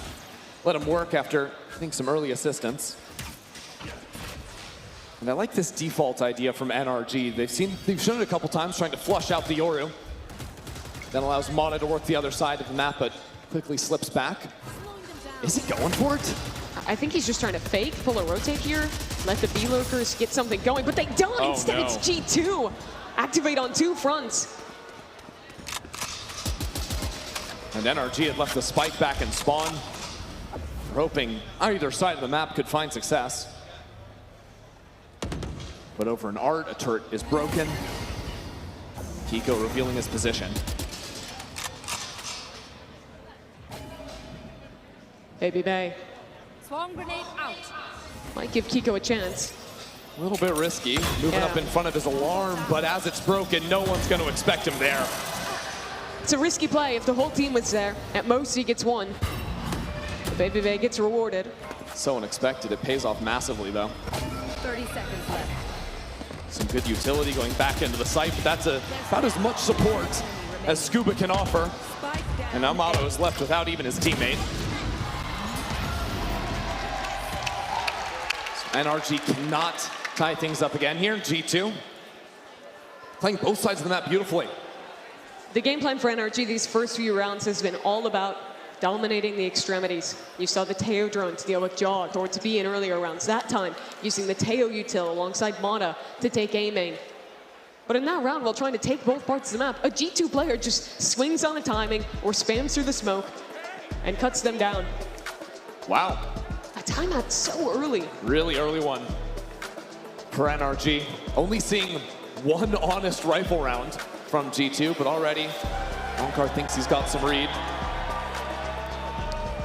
What have they seen thus far? G2 has shown 1 look where they were fighting A main, 1 more passive look that way as well. They've almost always had this killjoy in mid.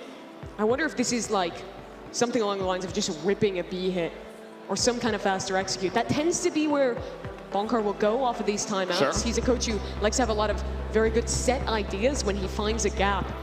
NRG had a ton of those fast rounds to exploit their opponent's weaknesses in their champs run. NRG a little anxious as well, sitting down 0-2 right now. Now need to fire back in this next round to stop G2 from starting to run away with it once more. You were thinking maybe a little bit of a quick attention. It does appear to be towards A and working into mid. They've seen the Killjoy turret over an arc before. NRG might want to put more bodies into that part of the map. G2 have 4 mid. They have read into this. It's hard to break the forward art hold, especially if someone crosses the box. G2, not that far up just yet, apart from Leaf. And as that attention comes in, NRG do good to fill in behind as the pressure goes down. It was a feint from G2. They didn't want to overcommit.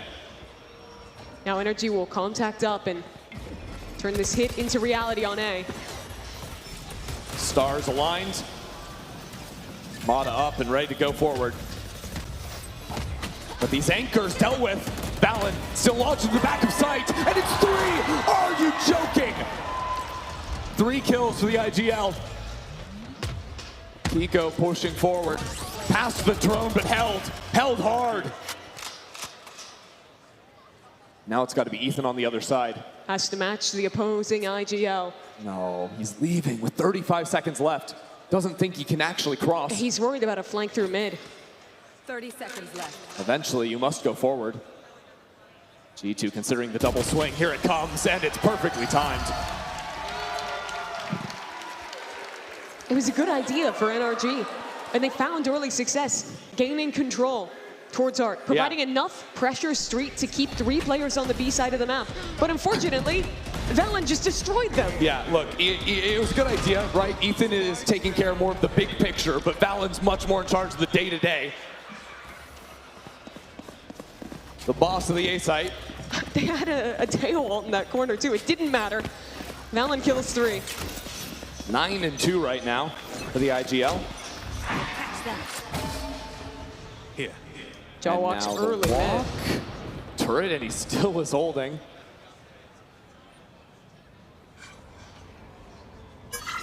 Whole lot of patience out of NRG. The jump peak is still shot through the wall. All you can do is feel bad for Brock. I don't think he did anything wrong going for that jump peek. Jog's on an absolute heater this tournament. No doubt about that. And Jog's also just a big game player.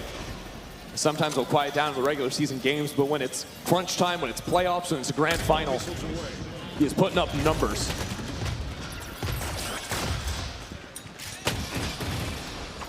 NRG just trying to explode mid on their eco, but G2's here to clean up. Flawless anti-eco. And when you talk about Jaw being a big game player at these global events against a top level of competition in front of huge crowds, Ethan knows that firsthand. Last time either of them played an event this big in the United States was Champs Los Angeles 2 years ago. They won that together. Now that IGL trying to figure out how to deal with his former star player. This is a major round too. 3 ultimates for NRG. G2 with 2 of their own. NRG can't afford to let these rounds continue to elude them. But G2 decided to play virtually full retake over on A. Just a Killjoy turret. Cosmic Divide, Yoruwald, such a great combo to do that. Yep. And with the threat of the lockdown, they're so happy to give this up. Like, great, okay, you wasted an ult. We don't care. If anything, that just tells G2 that they have more time to rotate over to this side, so they're ready to quick flood.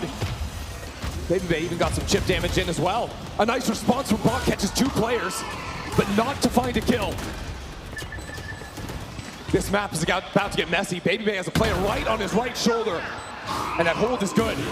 Now in front goes Mana. The ultimates come down from G2. It is all go, go, go. Right on the other side of this spike, it's a mess. G2 playing on a knife's edge. And Brock right on the other side, waiting for a moment to dive in. No one knows what's happening in this round. No one has a clue, except for NRG back on the other side. It's Scuba to finish it off. I don't know how to parse that round, how to process what just happened.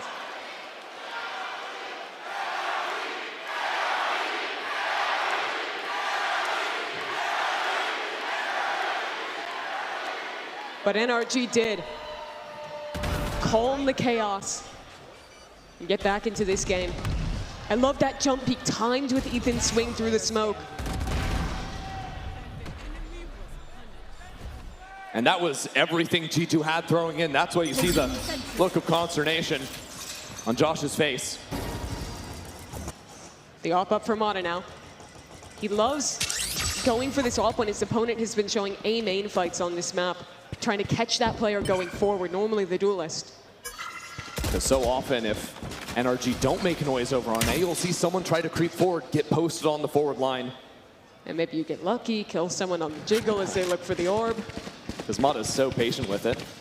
30 seconds and he's barely twitching. It's been a while since NRG have shown that belong clear with the drone. Now they do. Minute left on the clock. NRG spread out 1-3-1. Yeah, they'll look back towards mid now. They put a lot of attention on Art. I wonder if that's what Bonker was calling out in the timeout to focus on. Well, I think it's about finding a Killjoy utility as well. They can break that, maybe threaten going back towards B. Use this timing of the pick to walk back into Scuba, but there's another player holding back sight. They got that same pick on the pistol round. They lost that round. The trouble is, just like the pistol, 30 seconds left on the clock. G2 have already started shifting towards B. Cosmic Divide.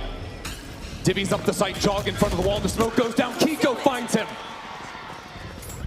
And now Valen, having ideas of his own through the wall, is mad to go for that, and so is Babybay. One after another. 10 seconds left. Trying to disrupt this plant. But it results in Armageddon. Get out.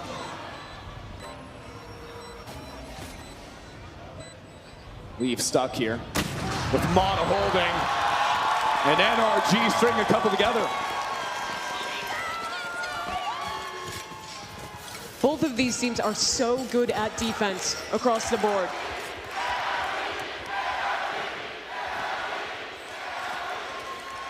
So it is always such a struggle to actually make something work with your attack side mid-rounding, no matter how excellent these two IGLs are. but this one, a great success. They find the pick on the lurker B long, call back into it, and with the low time, G2 was just desperate to deny the spike plant. Flood through the smoke and now call their own timeout.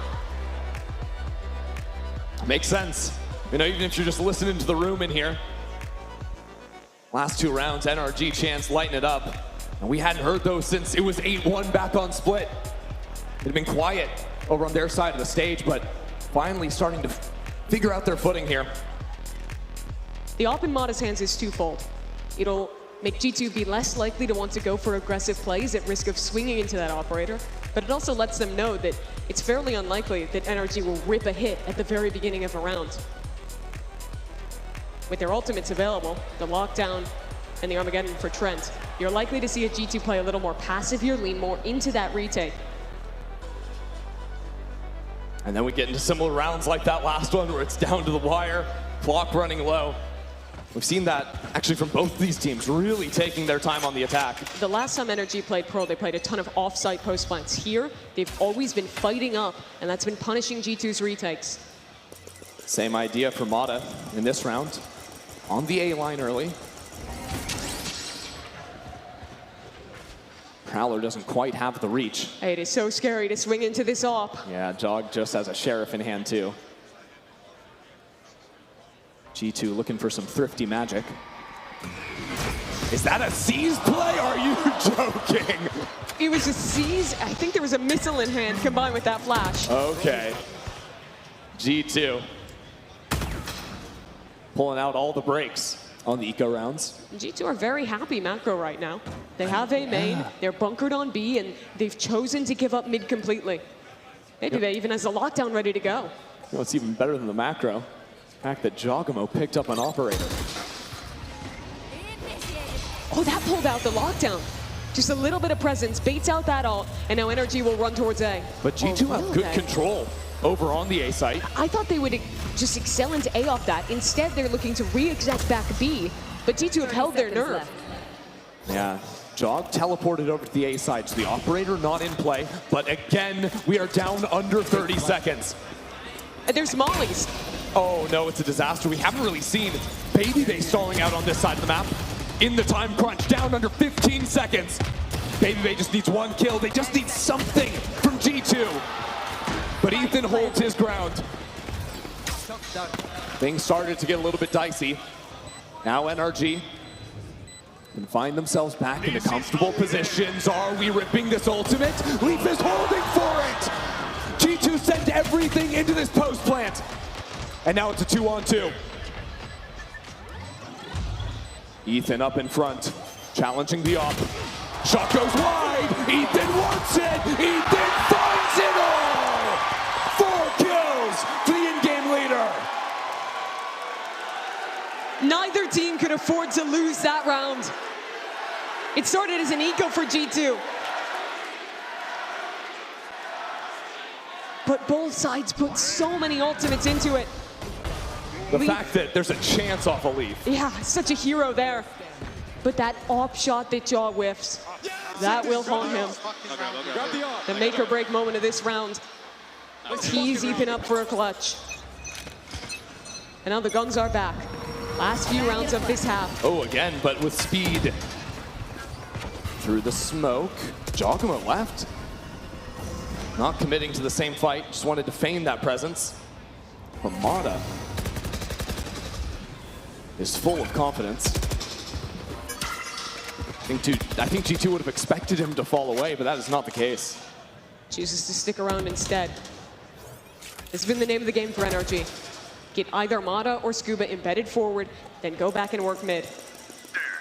Ooh, Mata dodged out that drone. Oh dear. All the way in front, but there is a Prowler. G2 know the timing is there. Now, whoa, Ethan, full steam ahead. There's 2 players there, my friend. I don't know about that one. He pulls back, instead turning attention towards Art. G2 are sending a lot of forces towards A. There'll be 3 players here now. Mata needs someone to switch guns with to set him up to dive this site. NRG do not have ultimates to hit into A. I sound like a broken record. 30 seconds 30 seconds left. And up in Mata's hands. Smokes down, stuns out. Utility is here. But we are down to the wire. NRG to pop forward. G2 ready to swarm. The flash out, the spam kill good. G2 are locking it down. Trent gets 2. And more to come as G2 continue on in that spike left in the open. Scuba with way too much to do, way too much ground to cover. This one belongs to G2.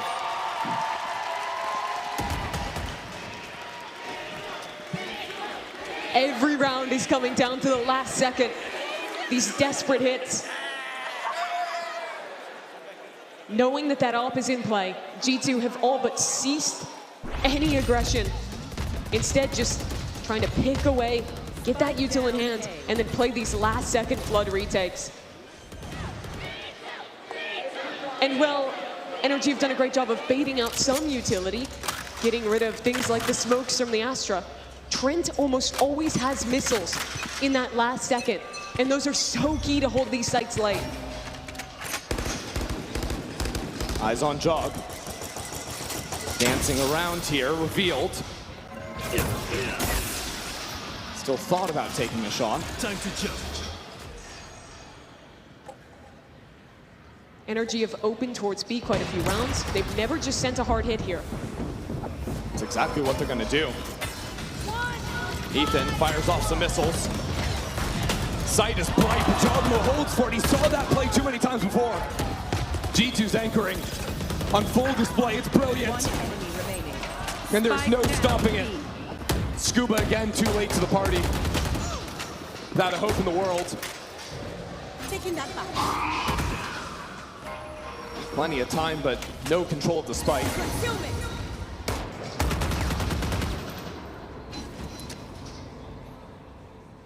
Praying for something, but I mean, wiping his brow in the middle of the clutch. I think he knows how grim it is. The read from Jaw is immaculate that round. Because that's the double dive play we saw from Mata previously on Pearl, right? Yes. Holds with the shorty in that smoke. Perfectly ready for him. And once Mata's dead in that execute, it becomes so much harder to win it out. He is the man opening the door for you. But as soon as he's killed, that space gets vacuumed back up by G2. And instead of them all looking at the waylay, they're looking right at the smoke as you flood through. Mata might look to change up his pathing if they go B again. Yeah, they need that backline distraction if the rest of the team is going to have a hope of advancing. But he has different ideas he can do. You can dive backside, you can dive towards street. Unfortunately, you only have one more shot in this half if you're NRG. Running out of time. Should I play some stars in this reality? Here you see it. Valen able to focus full attention on that smoke, took down 2. Most of this half has been slow round on slow round for G2, or for NRG rather. But now, after attempting the B hit, they look in the 12th towards A.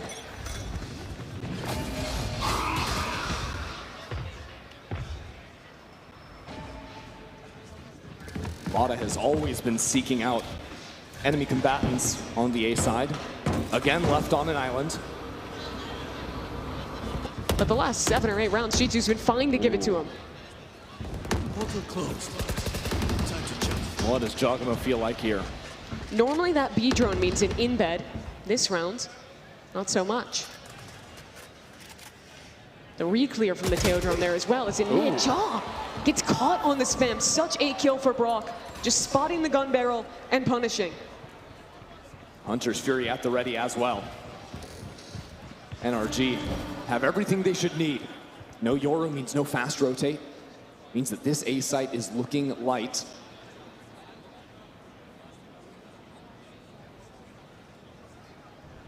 Two missiles still, an ult for Leaf. There is a ton of stall utility left on A. Bad news. Get used to it. 30 seconds. Ultimates exchange.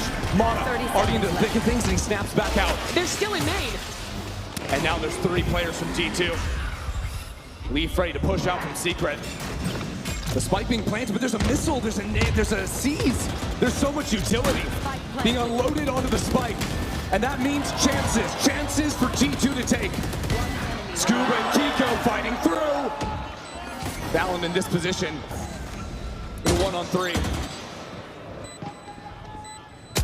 Mata waiting, and will take it. At the half, NRG trail by 2.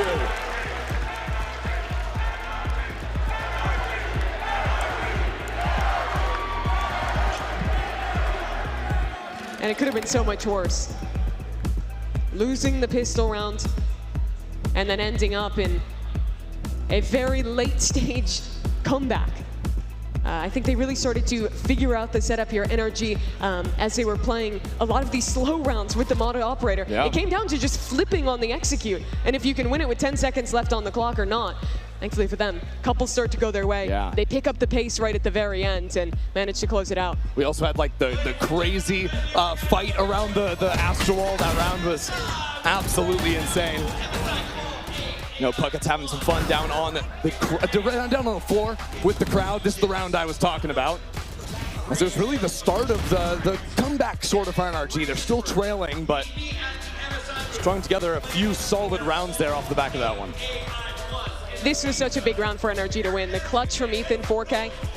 G2 put so many ultimates into attempting to win that. And the IGL shut them down.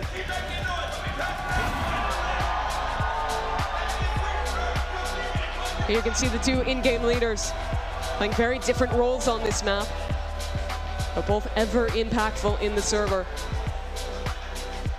I think Ethan was still able to find a few major moments. Both of our IGLs top fragging currently on opposite ends of that first half. And that just goes to show, I think, Valen finding so many opportunities, anchoring out sites on his own, but also Ethan in late round moments stepping up when the team needed him. Yeah, Ethan has been paramount for his team in this tournament.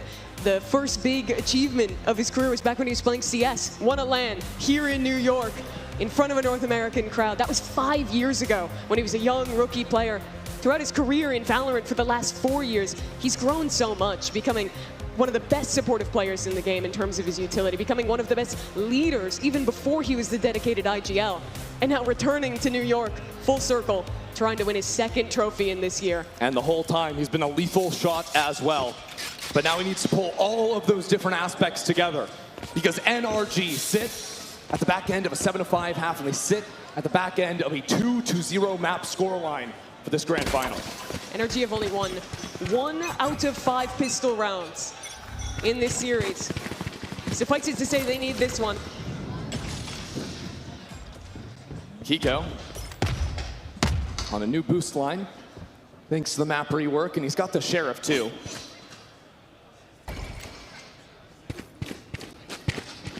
G2 no strangers to taking their time though, doing their due diligence. A much more grouped up approach than NRG's own pistol round on attack.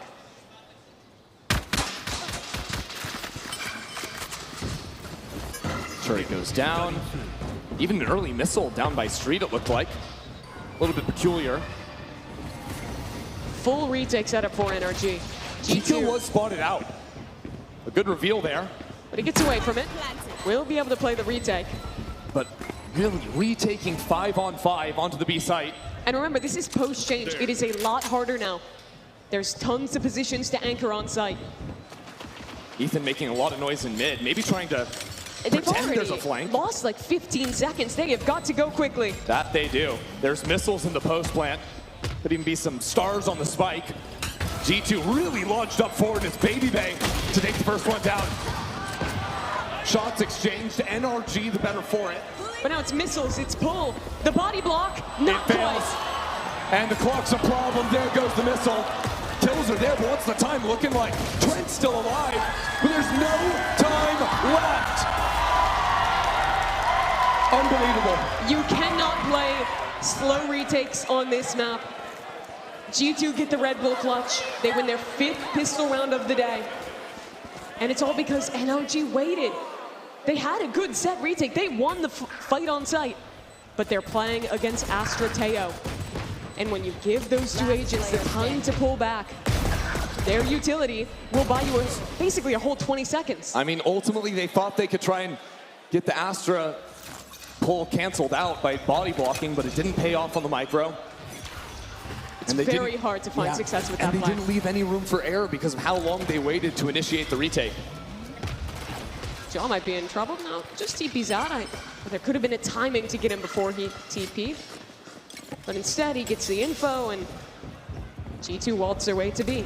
You like 5v5 retakes? Yeah, welcome back to Pearl, guys. Have you missed it? Maybe not so much. Smoke down on site, though, means that NRG can get out quickly. You'll see this a lot from them. That smoke on the ground. Defense sided. Now, does it mean anything on this anti-eco round? No, I don't think so. It is a preview of what's to come with another flawless round of G2s. That is the way that I want to see them playing the retake, though. Instead of full off-site, set retake. Of course, on the pistols, they had a stack, so they couldn't really do that. But with the fast rotates, you want to be able to flood in with the smoke like that. Once you full give sight, it is very difficult to retake B. There are going to be a few major moments in the second half from NRG, trailing at a scoreline like this. This next round is certainly one of them. Cannot afford to let this one go to waste. Economy all the way down. New look on B for NRG. It's going to be Mata here, holding the line. Need to challenge this full B long send. Falling back from Mata. Now the slow with the hindrance. Pushing forward, revealed. Now stuck on pillar. Good shots from Scuba. Watch Jogamo though. Watch Scuba! Hold on! Excellence from him. The G2 aren't down without a fight. Already the flood in full effect. Trent, the clutch master, cannot get it done in the face of Ethan. NRG stay alive. What a world of difference it makes to have Mata on site.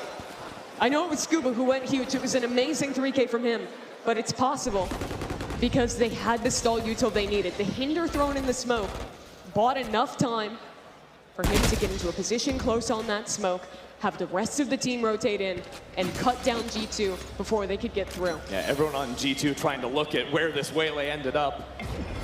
He wasn't even the main character on the site. Mata, huge at the start of the round.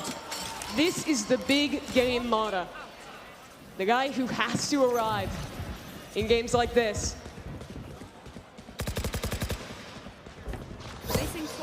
And what a big player to lose. Your fade gone. Push off the line. Nice shots out of Jog, and the damage into Ethan as well.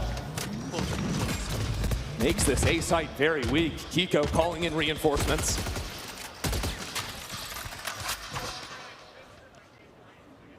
Scuba is so far up on this line towards B.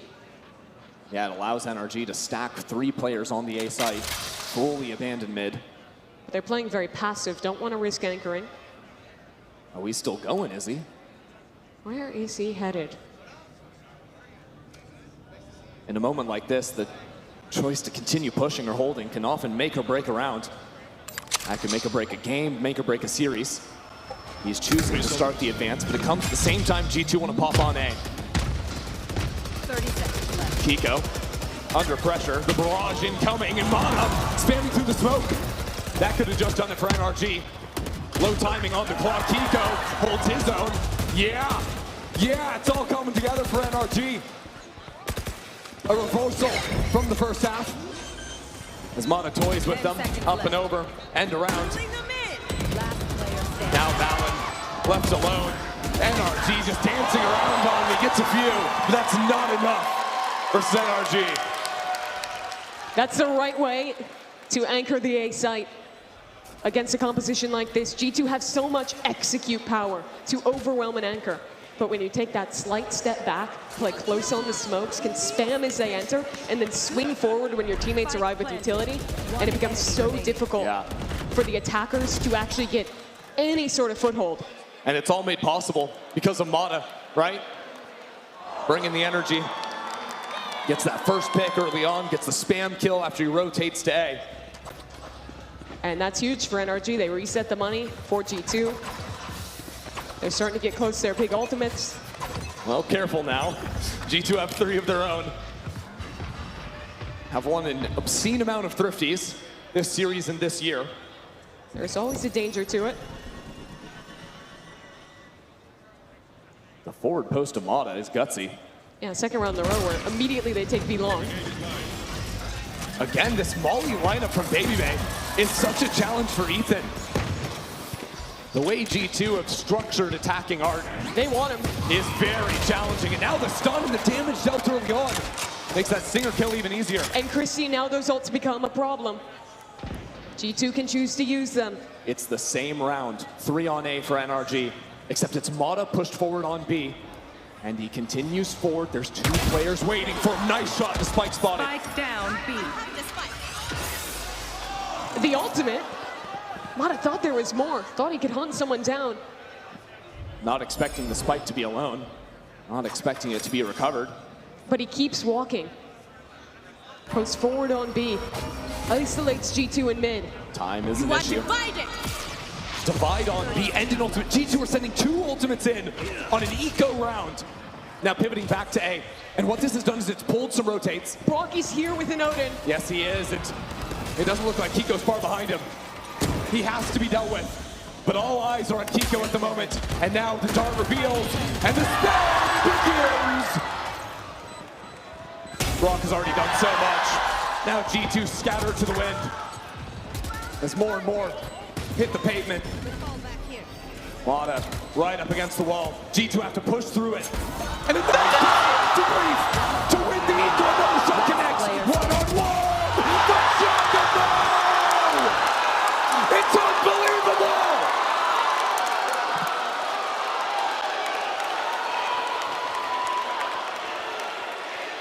I've never seen a knife through a wall in a game with these kind of stakes. There isn't a team like G2 that will throw everything into a round like this. Disgusting. Look at the second shot from Lee. And to still make it work, the jump from Scuba will haunt him.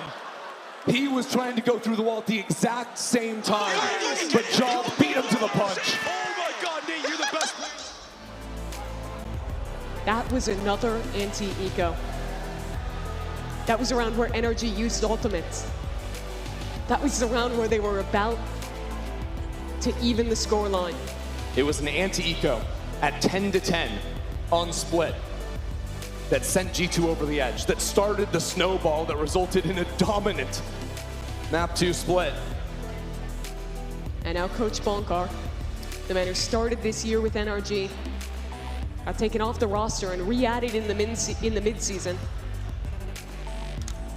Has to settle the team down, find the solve for these last few rounds.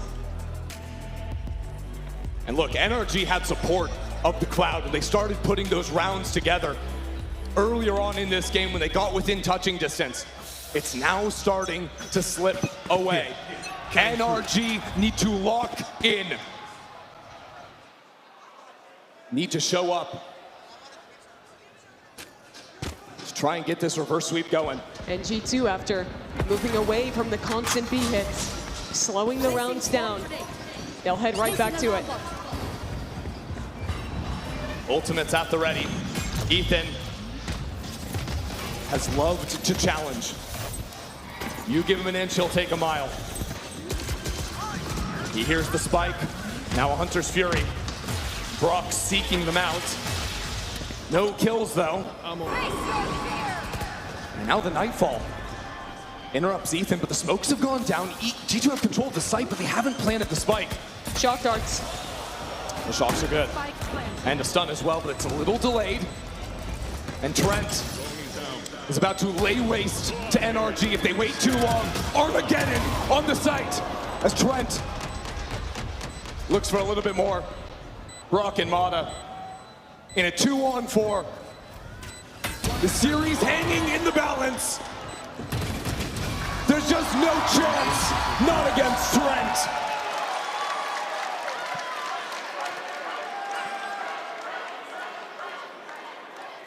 Trent is having quite a finals. Ended it with the clutches on split. Keeps it going here again.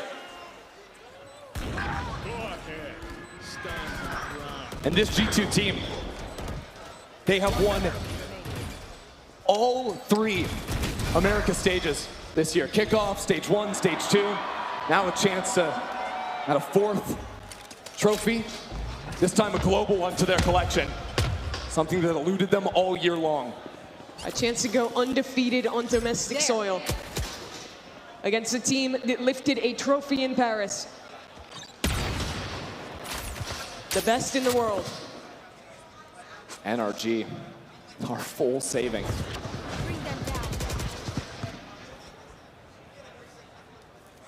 And this puts the pressure on them completely. They're effectively handing G2 series point, title point, with the ask of winning 5 in a row after. Like, it's nothing. It's classics. I don't care how good you are, Mata. You're not going to get it done from that position. G2 have been so good all year that you forget. Yeah, well, they've won 3 times in Americas. They have not won a truly international event since they ascended in Brazil. 30 seconds. Had the chance in Bangkok, was denied. Couldn't make it back from that point. Yet here in New York City, fighting through the lower bracket, found themselves in America's final rematch.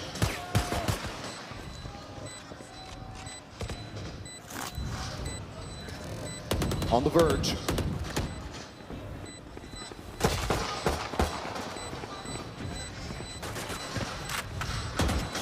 This will be wraps. That'll be it. G2 on championship point. NRG need 5 rounds in a row. They need perfection.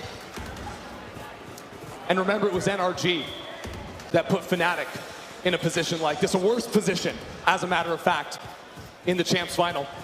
FNATIC brought it back. They brought it all the way back with no room for error. NRG put them down in the end. And now they have to ask G2 if they're able to do the same, or if G2 can do what NRG didn't end this in 3. G2 not wanting to waste any time in A main. Early pressure forces Scuba away.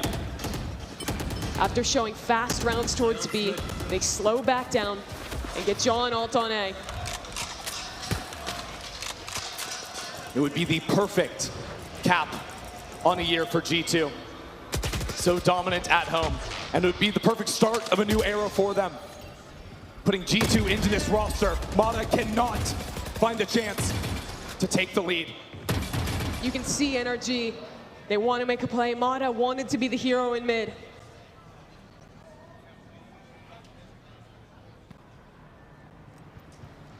It'll all come down to this A hit.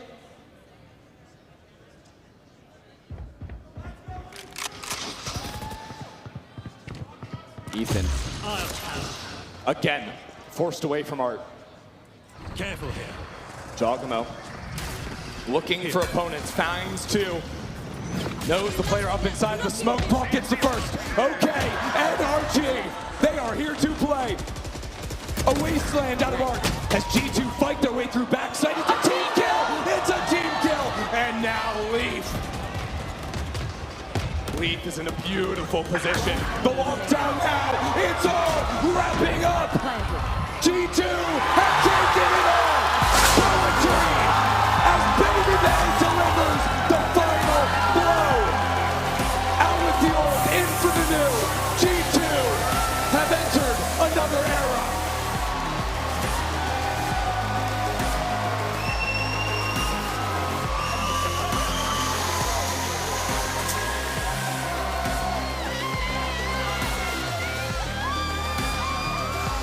Elation on the face of Baby Bay. This time last year was casting tournaments.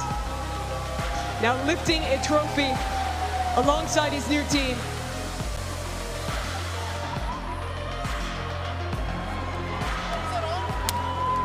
A stunning showing from G2. We hadn't seen a lot from these two teams, especially from NRG. A clean sweep into this finals, the reigning world champions. And yet G2 came to play today. G2 has proven their kryptonite. 5-0, their record. against NRG. G2 waiting for their moment. G2, the Red Bull Homegrown champions.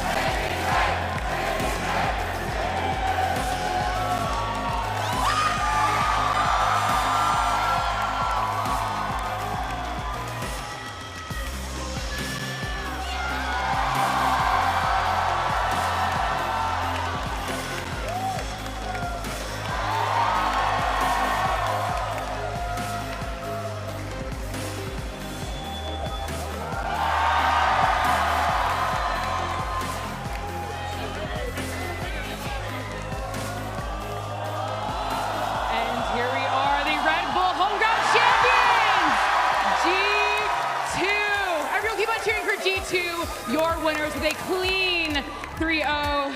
Josh RT, I'm going to start with you. Joshua retweets, come to the front. Fix your trophy. There we go. And then come to the front. I mean, what a hard-fought battle to get here. It was not an easy road. It was not a pretty road. But then you ended with a 3-0. Talk to me about the changes from, the bracket till now in this grand final. I mean, it was a battle. I mean, I'm just proud of the boys for just believing and sticking through it. We focus on us, making sure like we control our controllables and just make it work, man. That's it. Well, congratulations, Jojimo, on to you, the dog. I'm gonna squeeze in between you. That's okay, Josh. Thank you.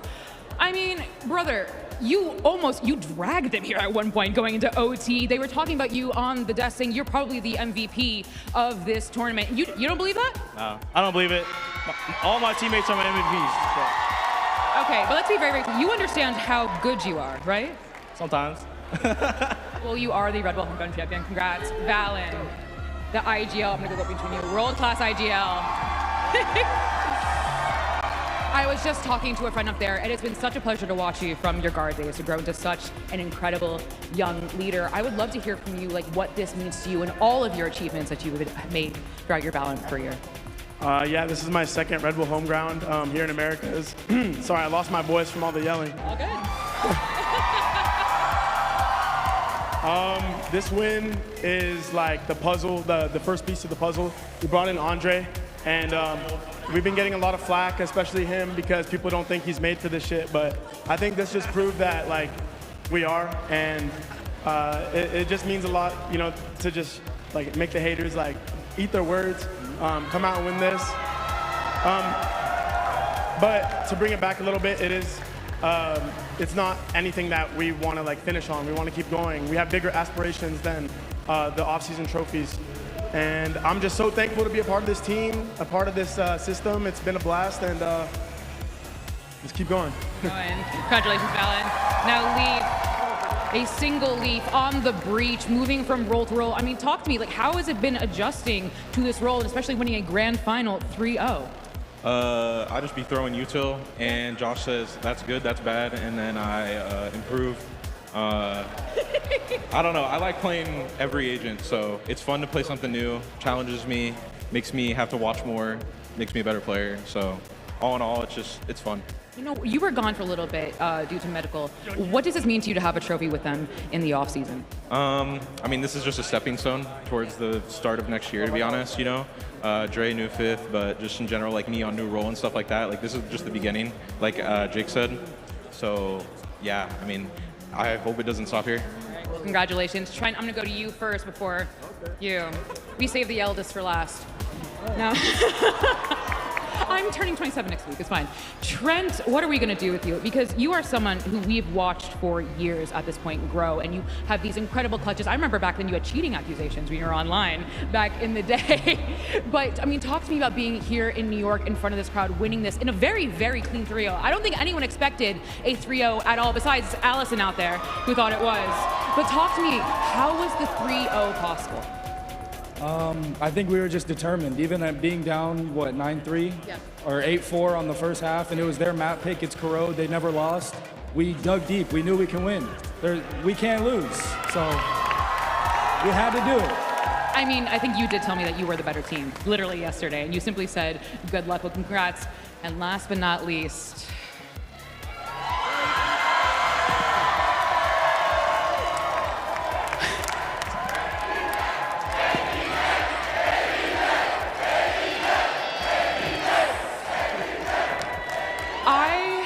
I'm like shaking. I'm so proud of you. Oh, I'm getting emotional for you. Oh, I am so proud of you because you have worked so hard to be here, and to call a spade, everyone's eyes were on you this week, coming into this tournament, seeing whose shoes you're stepping into, being that full fifth. How is it, coming onto stage, being part of that system, I am the system and winning 3-0. How do you feel now? I mean, I feel great. I'm forever thankful for Josh specifically for believing in me because, I was working talent at an event. He comes up to me and he's like, hey, bro, you still got it? And then I talked to Jake there, and Jake really shakes me down. He's like, bro, I know you told Josh you got it, but do you really got it? And I was like, I'm here, brother. I'm ready, bro. Put me in. So, thank you, guys. I mean, we weren't sure coming into stage, you were a sub coming in. Yeah. Talk to me about, this competitive edge that we see from you. The old, Baby Bay that we used to know from the other games. He's returned. How does it feel to be that competitor again? Because I know you as a colleague and a friend. I don't know you as a competitor. Yeah.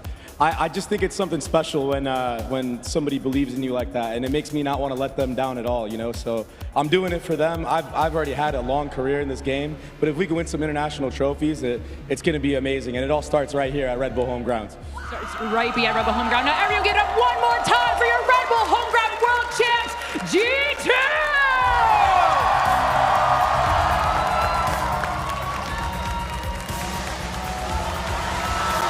And there you have it, folks.